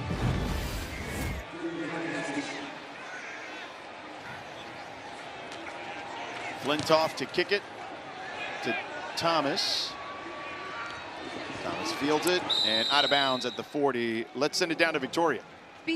I was speaking with Coach Niumatalolo, and he told me that Walker is playing like he thought he always could, and that he described him as lights out, George. But it's a battle out there, and he's excited for a really good game to commence in the 2nd half. All right, Victoria. Yeah, Walker Eget, again, big game against Stanford last year.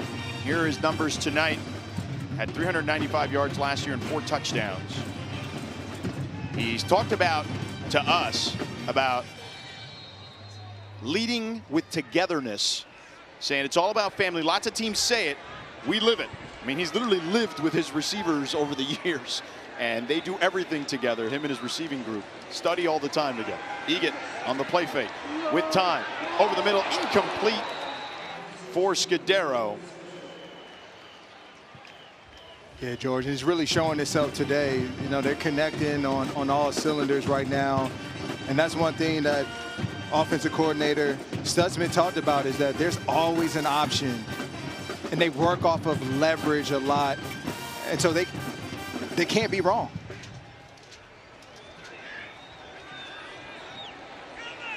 Second and 10 for Egan and company. Stanford showing blitz for a second, and Mattingly backs off. 3-man rush. Plenty of time. Kanan, the tight end, makes 1-man miss and gang tackled at midfield into Stanford territory at the 49. A 12-yard gain. Missed tackle by Sam Mattingly. Nice play design. This a levels concept. Kanan in the flat with Scudero over the top, a high-low. And there it is. Kanan just fighting for extra yardage once he got the ball. Egan up to 347 yards today.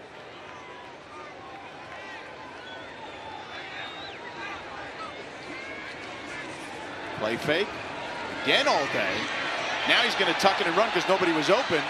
He's got a lane, more room to run, and finally tripped up after picking up the 1st down. Zach Johnson, the redshirt sophomore, made the tackle. The Cardinal defense has to find a way to be disruptive on 1st and 2nd down, generate negative plays, to combat this up-tempo style of offense. 13-yard gain, longest rush of the day by San Jose State, and it was by Egan, the quarterback. Egan again with time. Incomplete, intended for Leland Smith.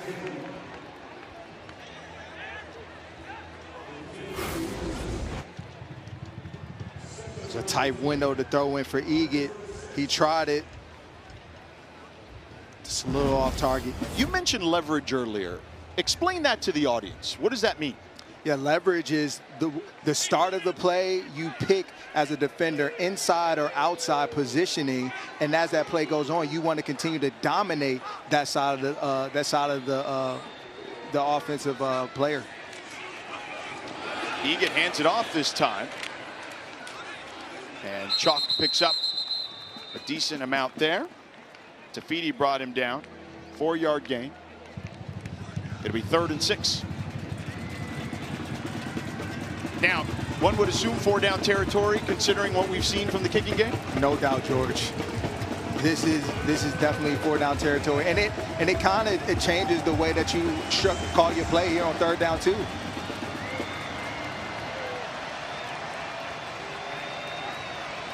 Chalk is in the backfield, the tailback. They run empty most times on 3rd down.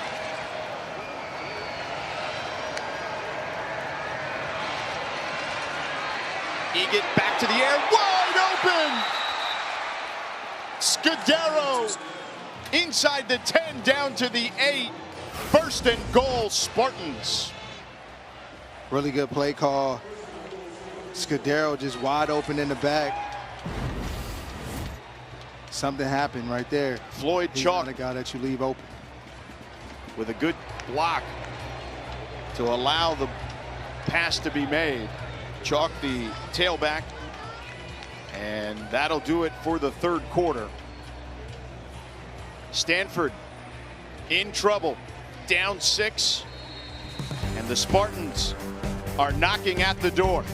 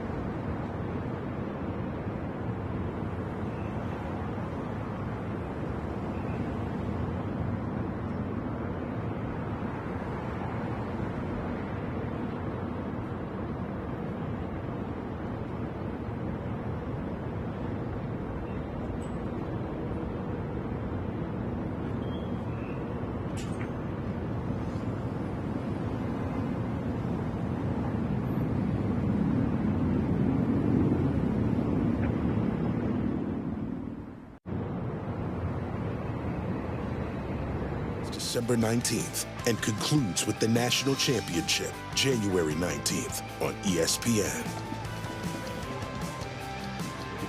Welcome back here to Stanford.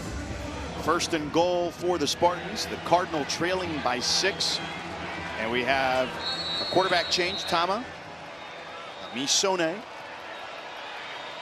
He's their running quarterback for San Jose State. Trying to zigzag in there and push forward. Gets just shy of the 5. Hit his own man on the run.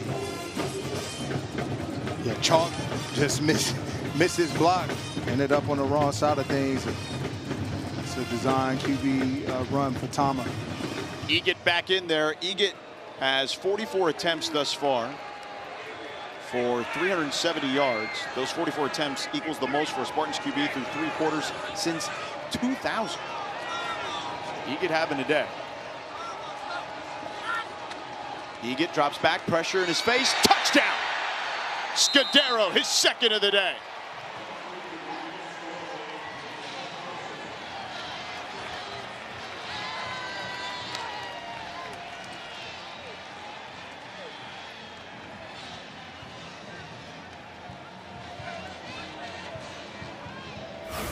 This is a nice play design. Get Jackson out of there first to give you man indicator, and then you find Scudero on a nice follow route right behind his offensive player. Nobody in the middle of the field. They're going for 2. Spartans going for Dos. Brought to you by Dos Equis.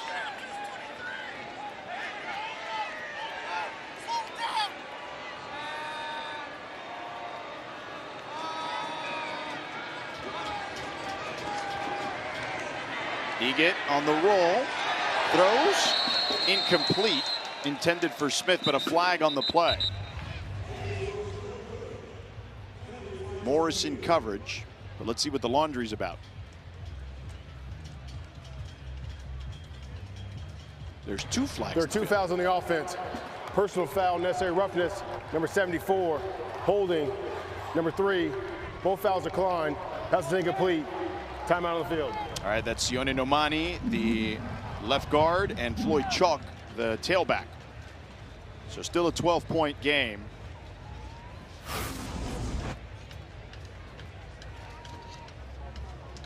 There's one of the penalties. You see them both there.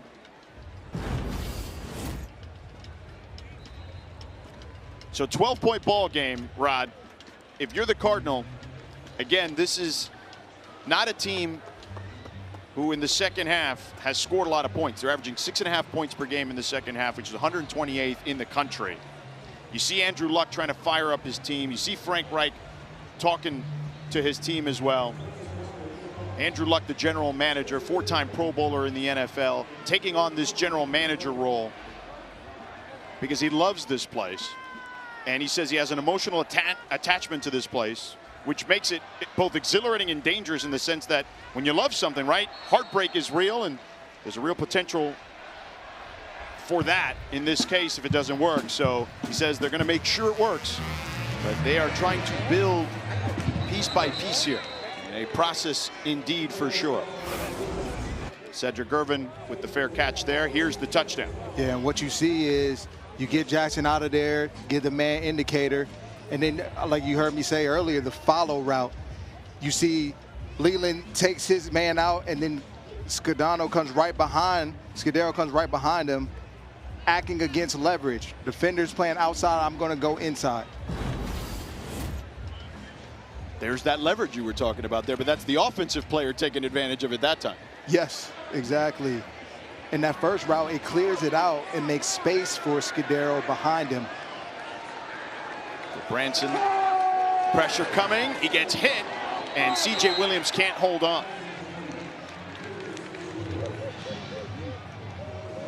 Big shot there by Jordan Pollard. On goal, Branson. Micah Ford doesn't see him. He's got to come across and pick him up. At least somebody on that offensive line.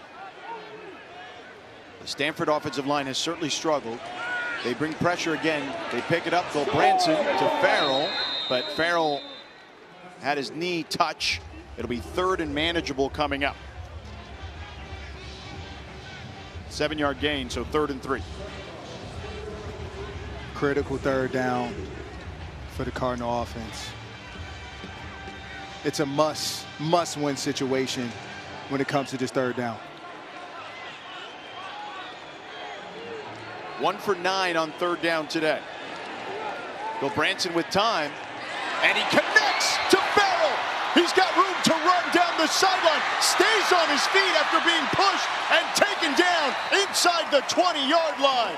The Cardinal showing life. Farrell last week had 2 plays of 60-plus yards, gets 49 on that one.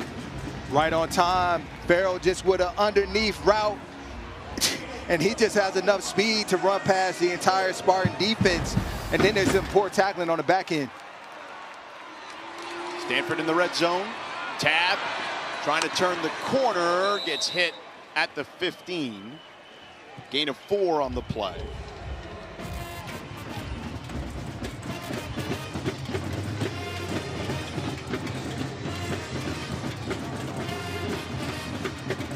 Micah Ford checking back in. They're rotating their running backs. They've struggled on the ground today. 61 yards on the ground for their tailbacks on 20 carries. 2nd and 6. Branson empty backfield with time. Over the middle. Touchdown! Miles Lippman, the redshirt sophomore from Arizona, gets his first touchdown of the season. And the Cardinal are right back in this one.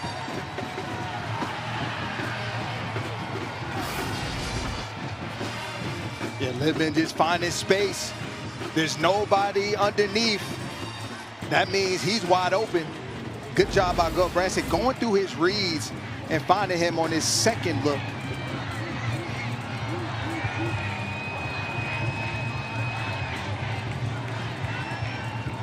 Bad snap, good hold though, and Kenny able to sneak it in. Lippman giving the Cardinals some life. Branson standing in the pocket, hits him on the slant.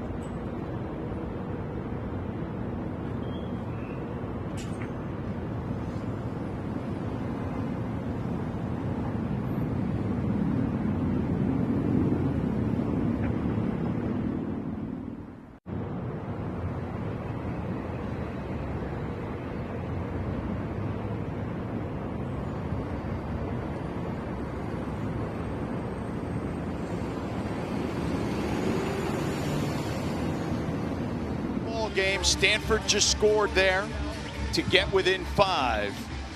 Lots of ball game left as Lippman scored the touchdown from Gulbranson. Gulbranson, 20 of 29 for 303 yards, a career high, has the 2 touchdown passes. The thing with Stanford as they kick off here now, Rod, is that Matt Rose, who's in street clothes at the moment because he was ejected for targeting, not in the game, obviously, and they're already thin at linebacker. Josiah Galvan out due to injury and Wilfredo Ibar. How does that affect them here moving forward with plenty of ball game left? It's huge. Matt Rose is your quarterback of your defense. We saw him a lot tonight, audible when Egid starts to check, and you replace him for Sam, who's a sophomore, but now he's being asked to grow up right now in this moment between him and also Zach Johnson that's out there.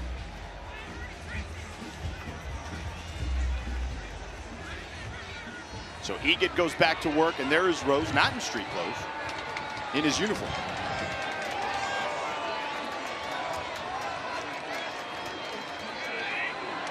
Tunnel screen for Scudero, and finds a way to get through, picking up positive yardage, picks up 6. Scotty Edwards wrapped him up, 2nd and 4 upcoming.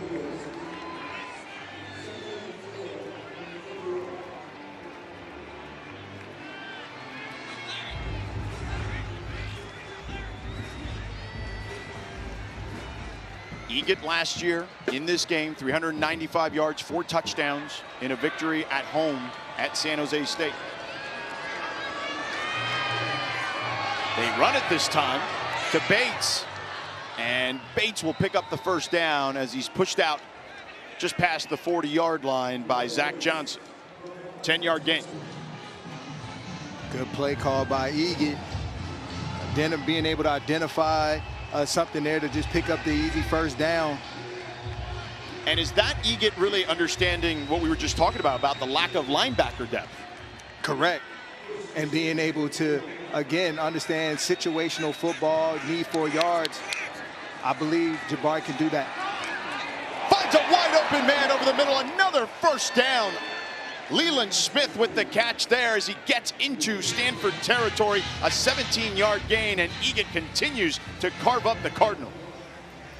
Just in complete control of this football game. And I want to see more movement by this Cardinal defense. I know Egid is doing a lot at the line of scrimmage. He's bleeding the clock and trying to figure out what you're in, but you gotta mix up the looks.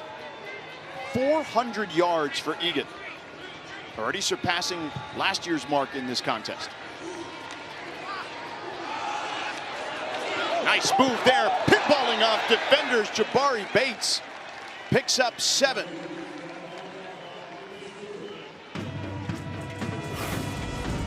Jabari Bates, very nimble runner, and he just bounces off defenders. He's so small, but hey, he packs a good punch.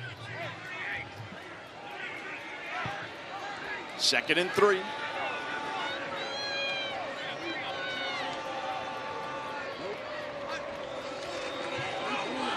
Back to Bates. And Bates should have enough for the first down. Zach Johnson wrapped him up. With so much attention around this passing attack for the Spartans, now you're starting to see the run game come to life right now.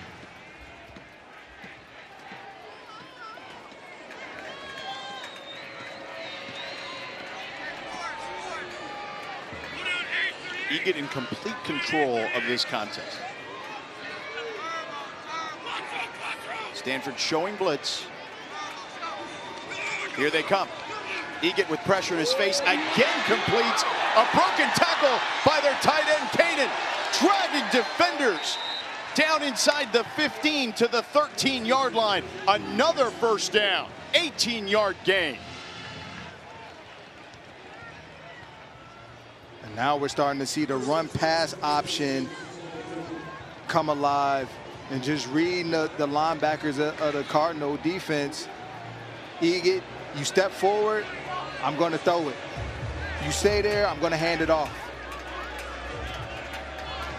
The Spartans have 3 receivers over 100 yards today. Scudero, Scholes, and Smith. And Kanan, the tight end, has 61 to boot. Play fake. End zone. Incomplete. Back shoulder throw to Scholes. Aaron Morris in coverage.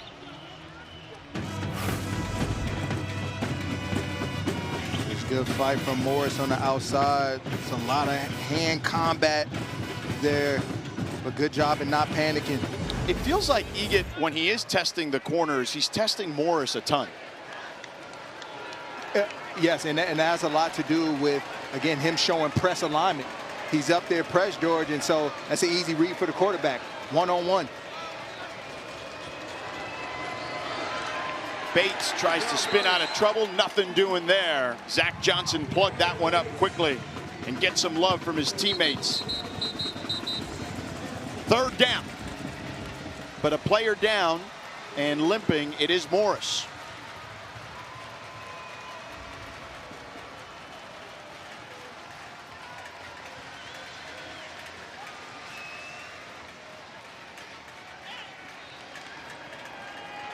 Colin Wright back in the game at the boundary. Nicholson on the other end. Look for Egan to find Nicholson, a new guy in the game. Let's see how he responds. 3rd and 10.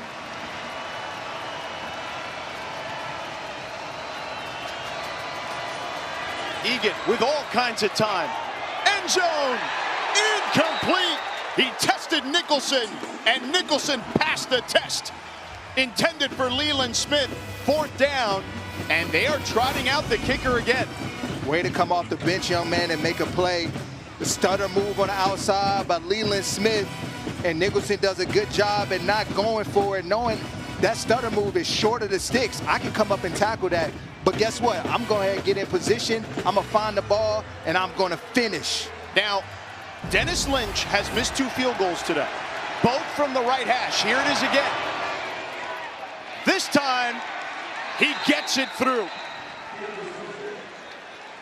Still a 1-score game with 7:51 to go. Spartans lead by 8.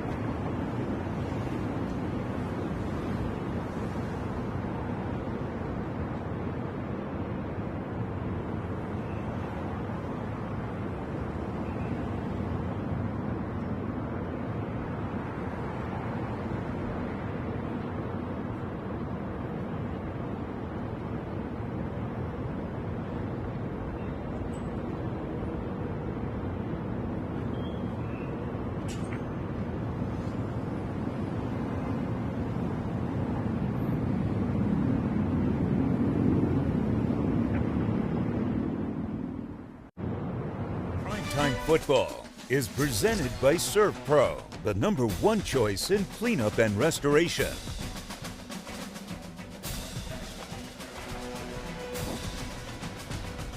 Sports Hall of Fame Day here, the Stanford class of 2025. You see the 2 football players that we showed a moment ago. David DeCastro, fullback who played with Andrew Luck, and of course Tank Williams. And there's the list from all the different sports. At Stanford, they've gone 49 straight years winning a national championship in one of the team sports. One of the greatest sports programs in the history of college athletics here at Stanford. I didn't realize how well achieved this program was until I walked into these doors. Pop this one up, and the up man takes it on a fair catch. We will step aside. Stanford down by 1 score, looking to make this thing interesting.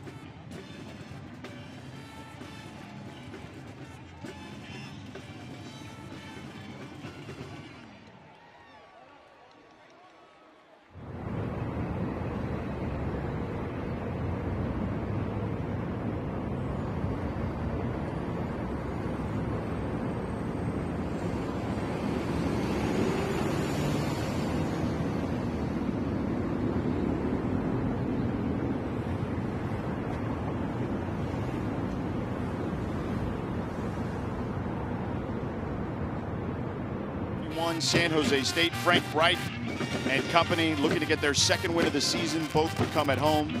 Coach Ken Niumatalolo in his 2nd season at San Jose State, looking for win number 2 as well on the season. Lost a tough one early in the year to Central Michigan, and bounced back last week to get their 1st win against Idaho.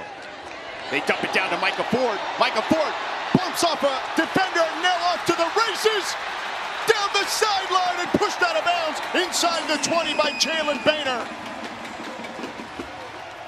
A missed tackle there by Jordan Pollard.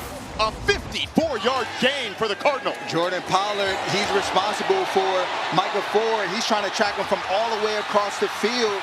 He comes up short.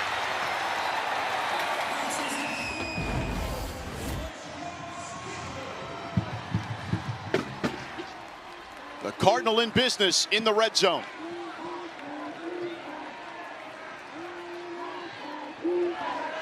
Micah Ford, we saw him earlier telling his teammates enough was enough. Flags on the play. It looks like some movement up front.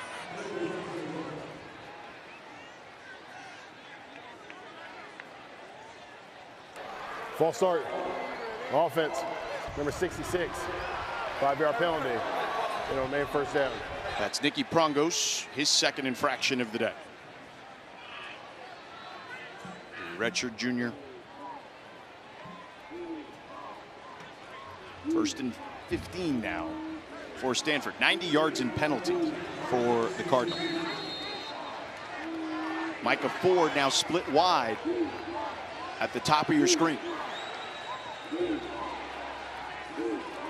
Bill Branson, good clean pocket and a completion to Caden High. Picks up 6. 2nd and 9 upcoming.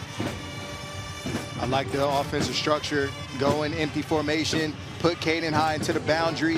A linebacker has to walk out, and he's going to run away from a linebacker any day of the week.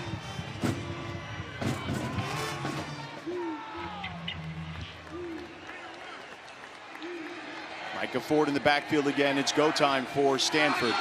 No surprise he's in there. Pressure in the face. They get it to Ford again. And he's out of bounds inside the 15 down to the 13-yard line. A 4-yard gain. 3rd and 5 upcoming. This is something to know. This is twice now that Jordan Pollard is lined up opposite of Micah Ford, but he's responsible for him in man-to-man. If they get that look again, they got to take Micah Ford just straight up the sidelines.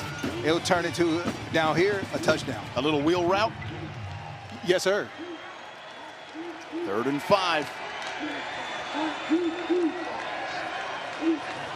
So Branson, good protection. Pump fakes, nobody's open. Rolling now, throws to the back of the end zone. No, cannot connect with C.J. Williams, who had a step.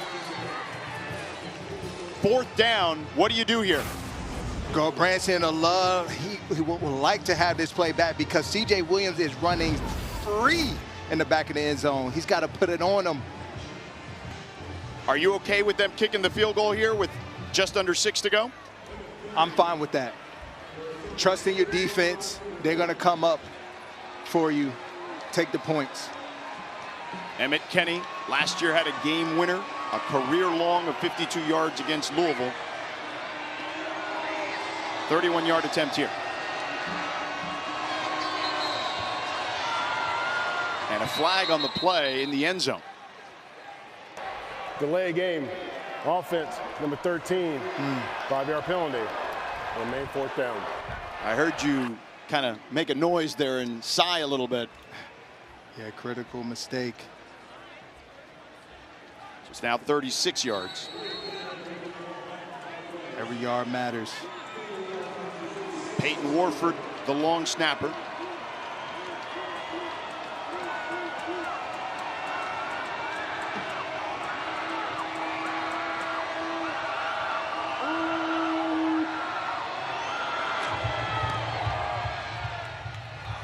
Ooh, and he just got it in there. That one curves in. That looked a lot worse when it first went off his foot, but able to get in there by a good margin. And Emmett Kenny laughing at that one as well. It was close, but the result is 3.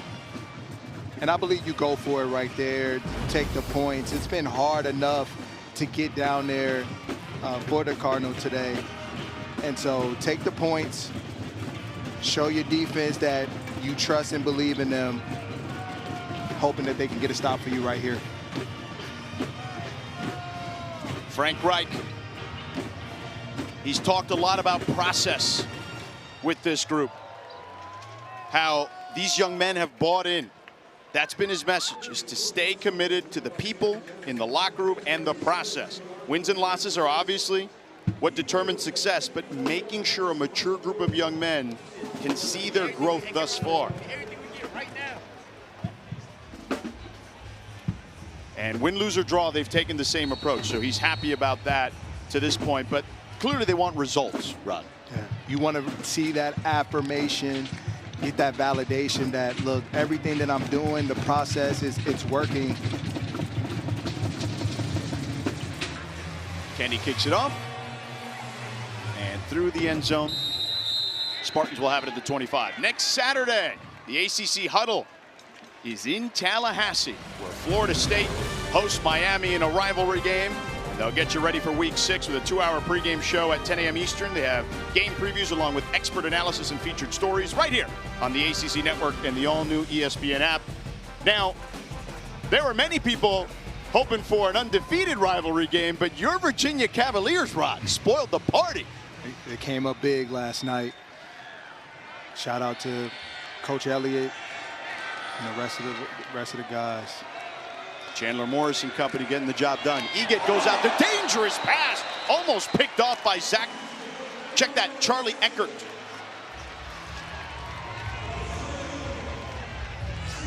Poor decision made by Walker, but that was created by the blitz. Oh, Eckhart is a DB. That was a game-changing play.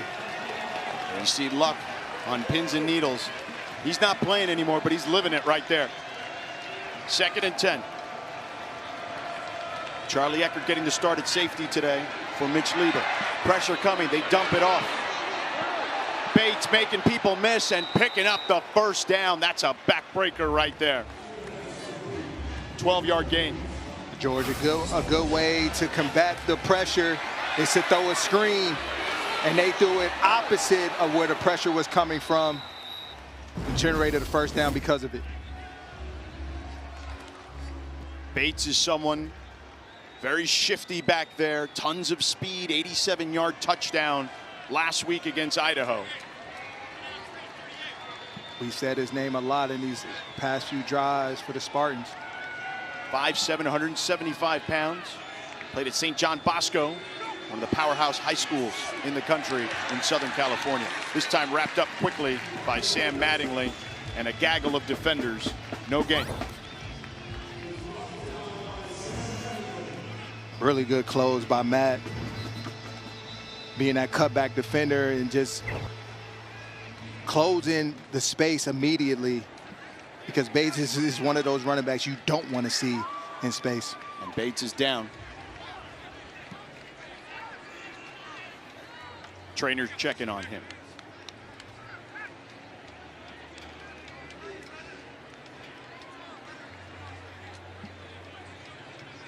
Coaches love this young man as they tend to his left leg. They say he may be small in stature, but has a big heart.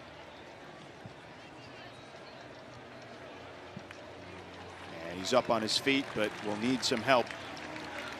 Doesn't seem to be able to put any weight on that left leg.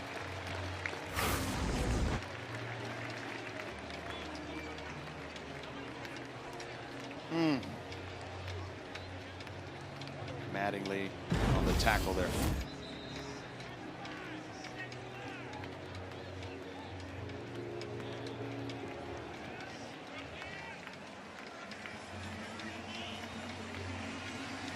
They're taking Bates to the tent. Been having a productive season for this team.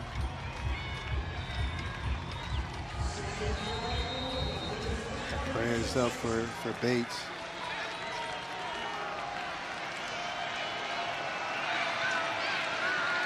Second and 10.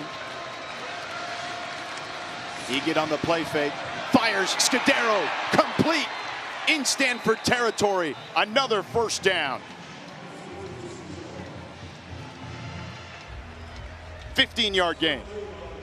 It's another good levels concept on the outside versus that zone, cover 3 zone, and Egett, good timing throw at getting it to Scudero before he reaches the flat defender. 445 yards for Egett. Scudero with 135, a career high.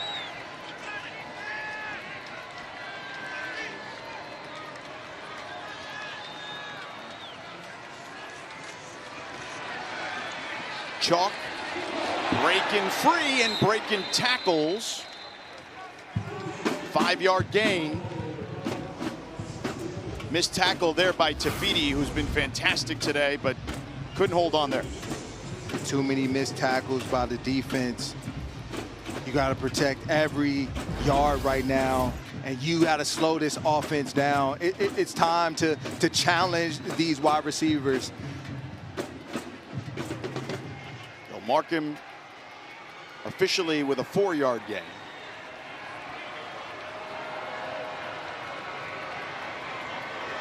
Second and 6.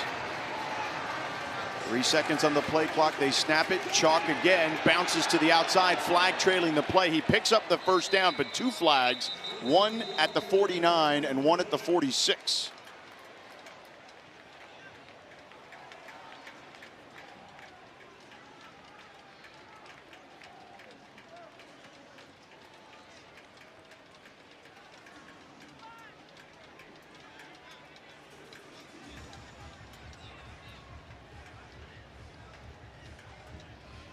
Looks to be a hold. There are 2 fouls on the play, both on the offense.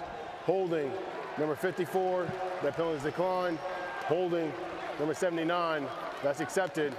It's 10 yards, and remain second down. So the first hold that was declined on Maleni, and the second one on Lupuahu was accepted.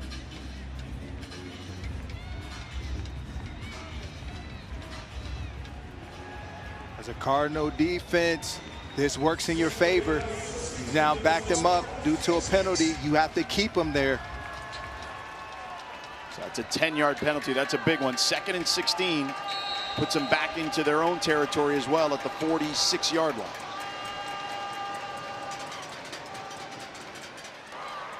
Prior to the snap, Stanford will take their first charge time of the half. 30 seconds. So Stanford takes their first timeout. 2:58 to go in this one. Let's talk Stanford here. Please set the game clock to 3:05. 3:05. And there you have it. So they'll fix that. Let's talk Stanford here. 2nd and 16. What are you talking about here if you're defensive coordinator Andy Thompson? You cannot give up the chunk play. The chunk play has hurt you all game. They pick up anything. Please just set the game clock You to throw it to them 3:07. underneath, and we make the tackle. Keep it in 3rd and 10 or longer. That works in your favor. We've talked a lot about leverage here.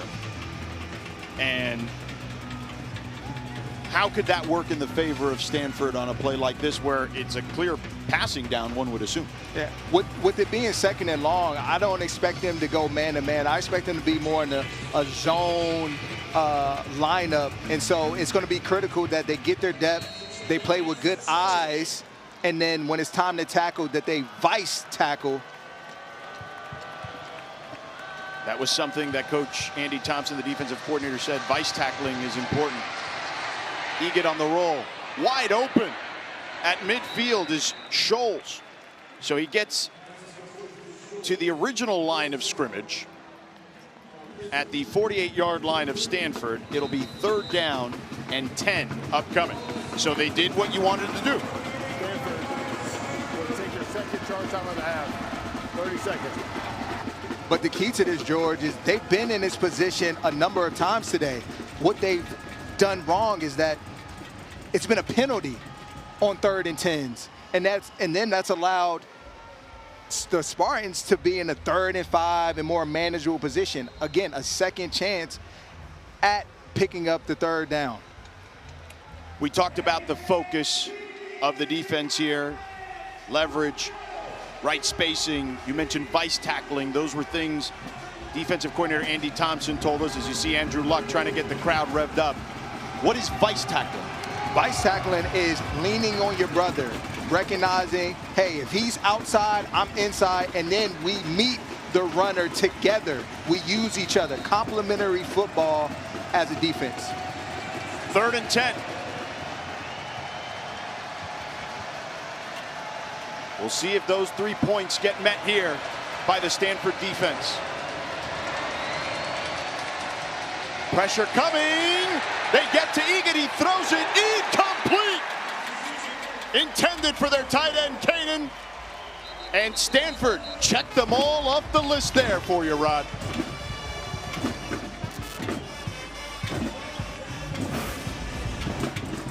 Really good work on the outside by both Zach Johnson and Sam, coming, meeting the quarterback, and getting up the field to not allow him to get around the edge. Good discipline and just all around good football right there.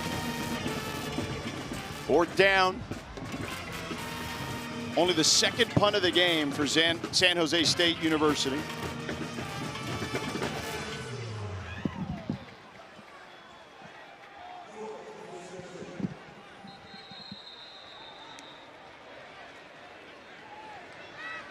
We have a flag on the field. Delay a game. Offense. 5-yard penalty. No 4th down.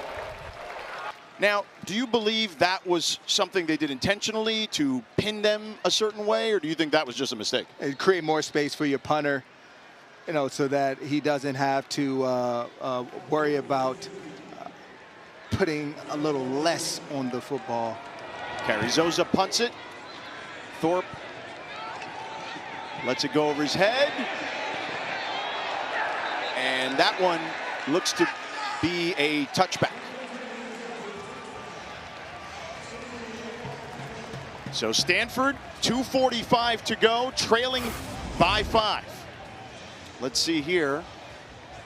Yeah, really good attempt, but he's clearly on the white line. And the ball might have hit in the end zone too on the tap. Yeah. Ben Gilbranson, a transfer from Oregon State. Andrew Luck recruited him because they needed a veteran presence at quarterback. Was going to go to med school and decided, you know what, I'm coming back for one more year. There's a pretty good med school here at Stanford. Now he's trying to get a win. The pass here to C.J. Williams is complete. Latu took him down, short gain. 2nd and 7.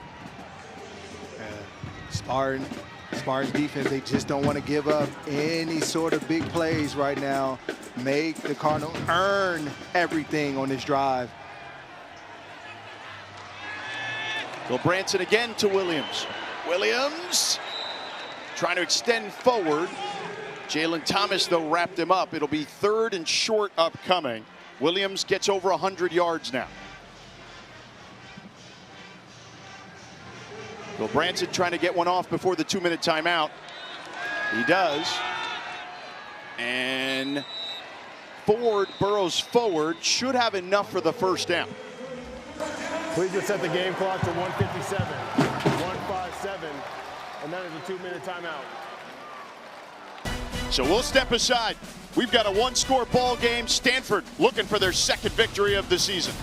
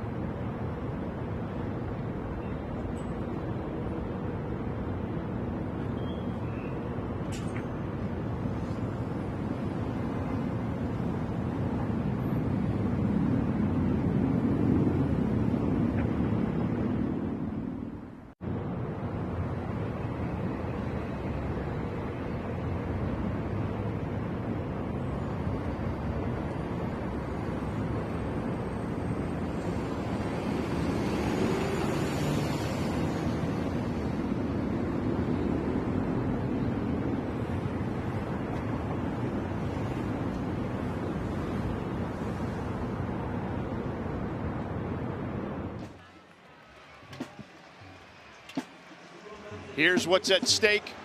We got a one-score ball game, 2-minute timeout, Stanford with the ball. What does Stanford need to do to be effective on this drive, Rod? Spread the ball out, attack the Spartan linebackers, and protect your offensive line by getting the ball out quick. So Stanford trailing by 5. The offensive line has had some struggles. How do you remedy that? Quick passes. Well, Gobranson gonna run for it now as nobody was open, but now throws for C.J. Williams down the sideline and should have enough. Yes, he does for the first down. Good job by a seasoned veteran in C.J. Williams, giving his quarterback some love by getting open late. They only rushed 3 there, the Spartans did. Now they bring 5. Gobranson off his back foot, incomplete, skips one to C.J. Williams. Pressure there by Jordan Pollard for the Spartans. 2nd and 10 upcoming. And Latu runs off, who is the team captain and has made a ton of plays for the Spartans. How do you attack that? That's a big, he like I said, he's been all over the place tonight. Coverage, blitzing, that's a huge loss right now for them. The next man up mentality. You've said to bring, when they bring in another guy, find that guy and attack him. Gobranson, 386 yards, 2 touchdowns. They bring the house. Gobranson stands tall, incomplete. Intended for Williams. Jalen Thomas, again, good coverage for San Jose State. 3rd and 10 upcoming for Stanford. Jalen Thomas really recognizing what is going on in front of him. My defense is sending a blitz. Quarterback doesn't have much time. I'm going to sit on a route. And he was in a good position on that outcut by C.J. Williams. San Jose State will take their first charge time of the half. 30 seconds. So they have 2 left. Stanford has 1. And if you're Frank Reich, if you are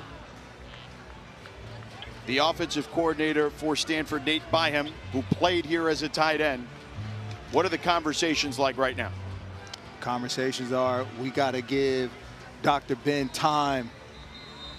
And the way to do that is we might have to leave one of our best pass catchers in Roush in for protection to give him that time on the outside to find a Farrell or Williams, a high.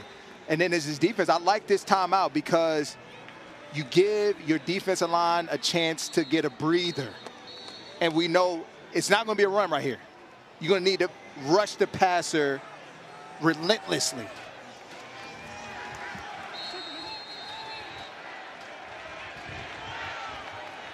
Three down linemen, but it looks like a number of linebackers coming too. They pick up the blitz.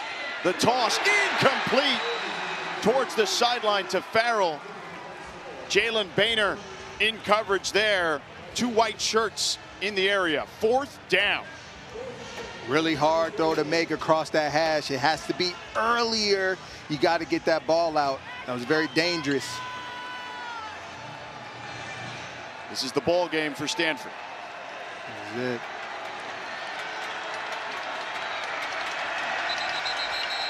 And timeout, Frank Reich. Stanford will take their 3rd and final timeout of the half. 30 seconds. Now, we've talked a lot here today about Frank Reich and the offense and the stuff you've seen. You were on teams with him when he was the OC, when he was the head coach. The tight end has been a big part of his offense. Roush had some big plays earlier in this game. Do you look for him at this point? I don't believe he's going to be a factor. As you just saw, the Spartans are looking to send pressure. They're going to need to keep him in to give him the time. And you got to find your one-on-one matchup quickly. Quick outlet here. I like Caden High in the slot. There's High at the top of your screen in the slot. 4th and 10.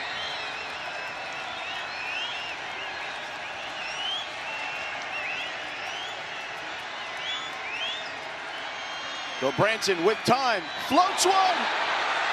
It's caught! Caden High in the slot. Big first down. You nailed it, partner. I told you, and they did exactly what I said. Bring Roush in, 7-man protect, and let Caden High do what he does best. Win one-on-one matchups. A 34-yard gain at the 25-yard line. Branson to the outside. Good move there by C.J. Williams, and he gets helicoptered down at the 15. Lost the ball for a second, but pounced on it. 1st and 10, another first down.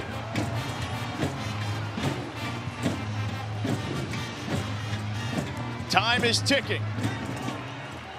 And they're in full control right now. You don't want to leave too much time on the clock if you're fortunate enough to get in the end zone if you're Frank Wright. Branson, nobody home. Him and High not on the same page. Quarterback was not under duress. There is no foul for intentional grounding. Incomplete pass. 2nd down.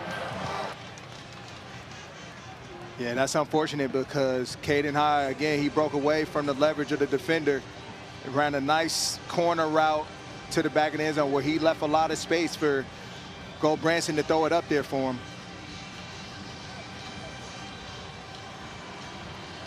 We talked earlier, Stanford talking about the process. That their growth places have been accountability in the film room. Seeing progress in the pass game. Will we see more here? Branson, it's caught! Right down to the 1 by C.J. Williams. 1st and goal, Cardinal.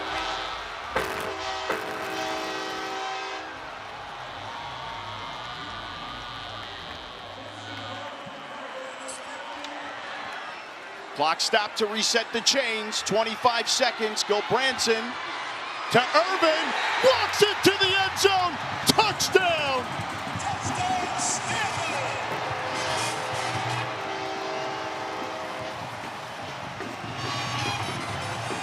A 1-yard plunge for Cedric Irvin Jr., the leader of that group at tailback. They say his energy is infectious. And you see him getting the love from his teammates. They're going for 2. Let's go for Dose, brought to you by Dos Equis.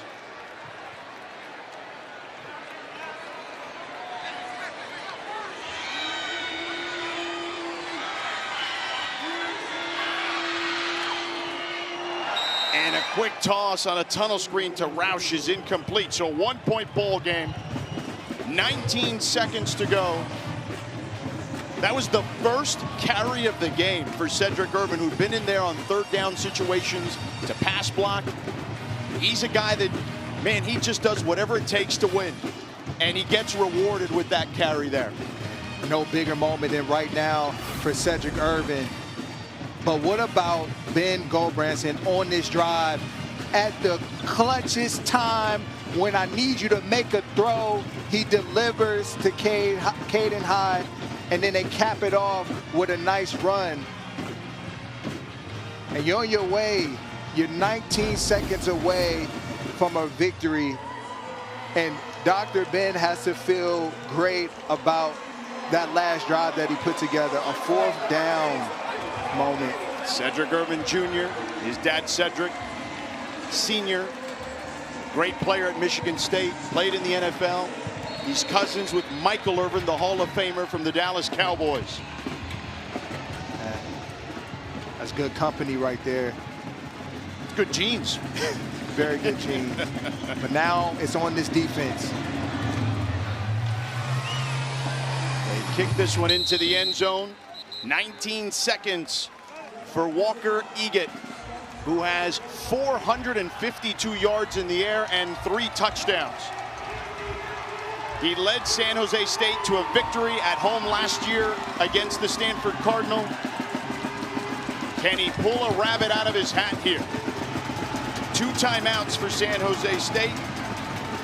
They've missed 2 field goals, both from the right hash, with Dennis Lynch, the transfer from USC, who's 3 of 9 this season.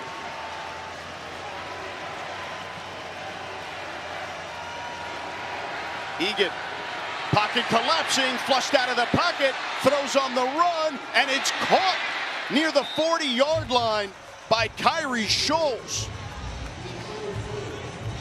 They stop the clock to reset the chains, and we have a timeout. San Jose State will take their second charge timeout of the half. 30 seconds. 11 seconds to go. Let's start with San Jose State. What's the conversation like with Coach Stutzman, the offensive coordinator? You have 2 plays with 11 seconds. And this first one has to be a quick find across the middle because you do have a timeout remaining. You can go to the sideline as well. Your options are flexible. And defensively, what do you think the conversations were like with Andy Thompson on Stanford? Keep everything in front. Okay. Keep everything in front. Again, we mentioned Dennis Lynch has missed 2 field goals today. He's missed 6 this season. That's the most in FBS this season thus far. 11 seconds to go.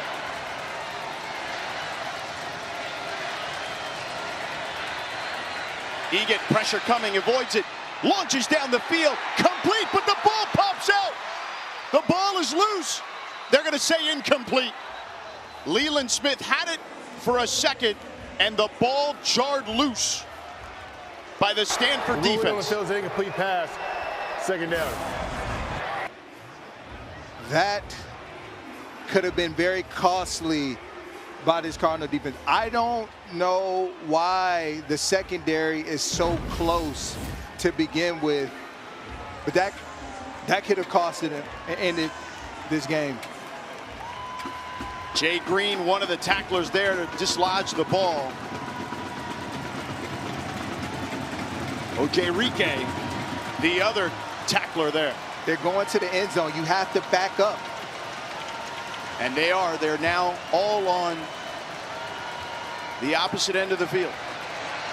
Egan, the hook and ladder to Scudero, and the ball's on the ground, and Stanford recovers, and that'll do it.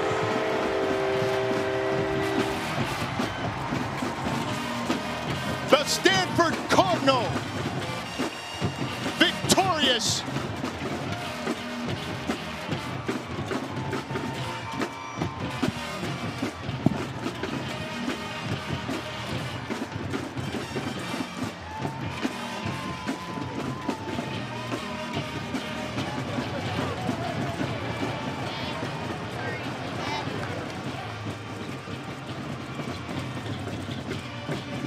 That play earlier by Jay Green and O.J. Rique that dislodged the ball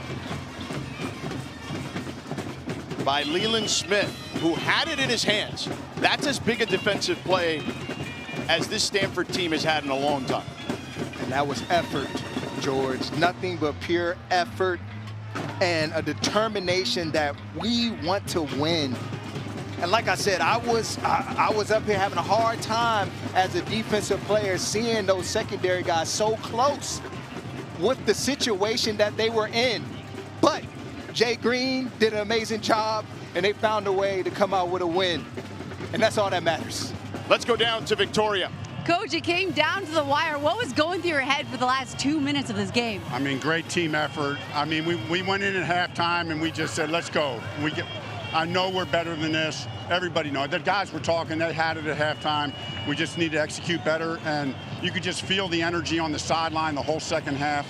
You know, went back and forth, back and forth. We're back in it. Then no, guys kept believing, and they made the plays. The guys made the plays when they needed to make them.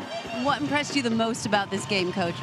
I mean, just the guys not quitting. You know, the 2 things: don't quit, and then make the plays. You know, and that's what we needed to do on all 3 phases. We caused them to miss field goals. We made plays on defense when we had to, and we made the big plays on offense. You made the big plays and got the big win. Congratulations, Coach. Thank you. George. All right, Victoria, thank you. Let's take a look at that game-winning drive orchestrated by Ben Gilbranson. Couple of passes. Standing tall in the pocket, floated one to Caden High, as you called, partner. Then found C.J. Williams with a nice move. One more shot down to the 1, and then Cedric Irvin capped it off.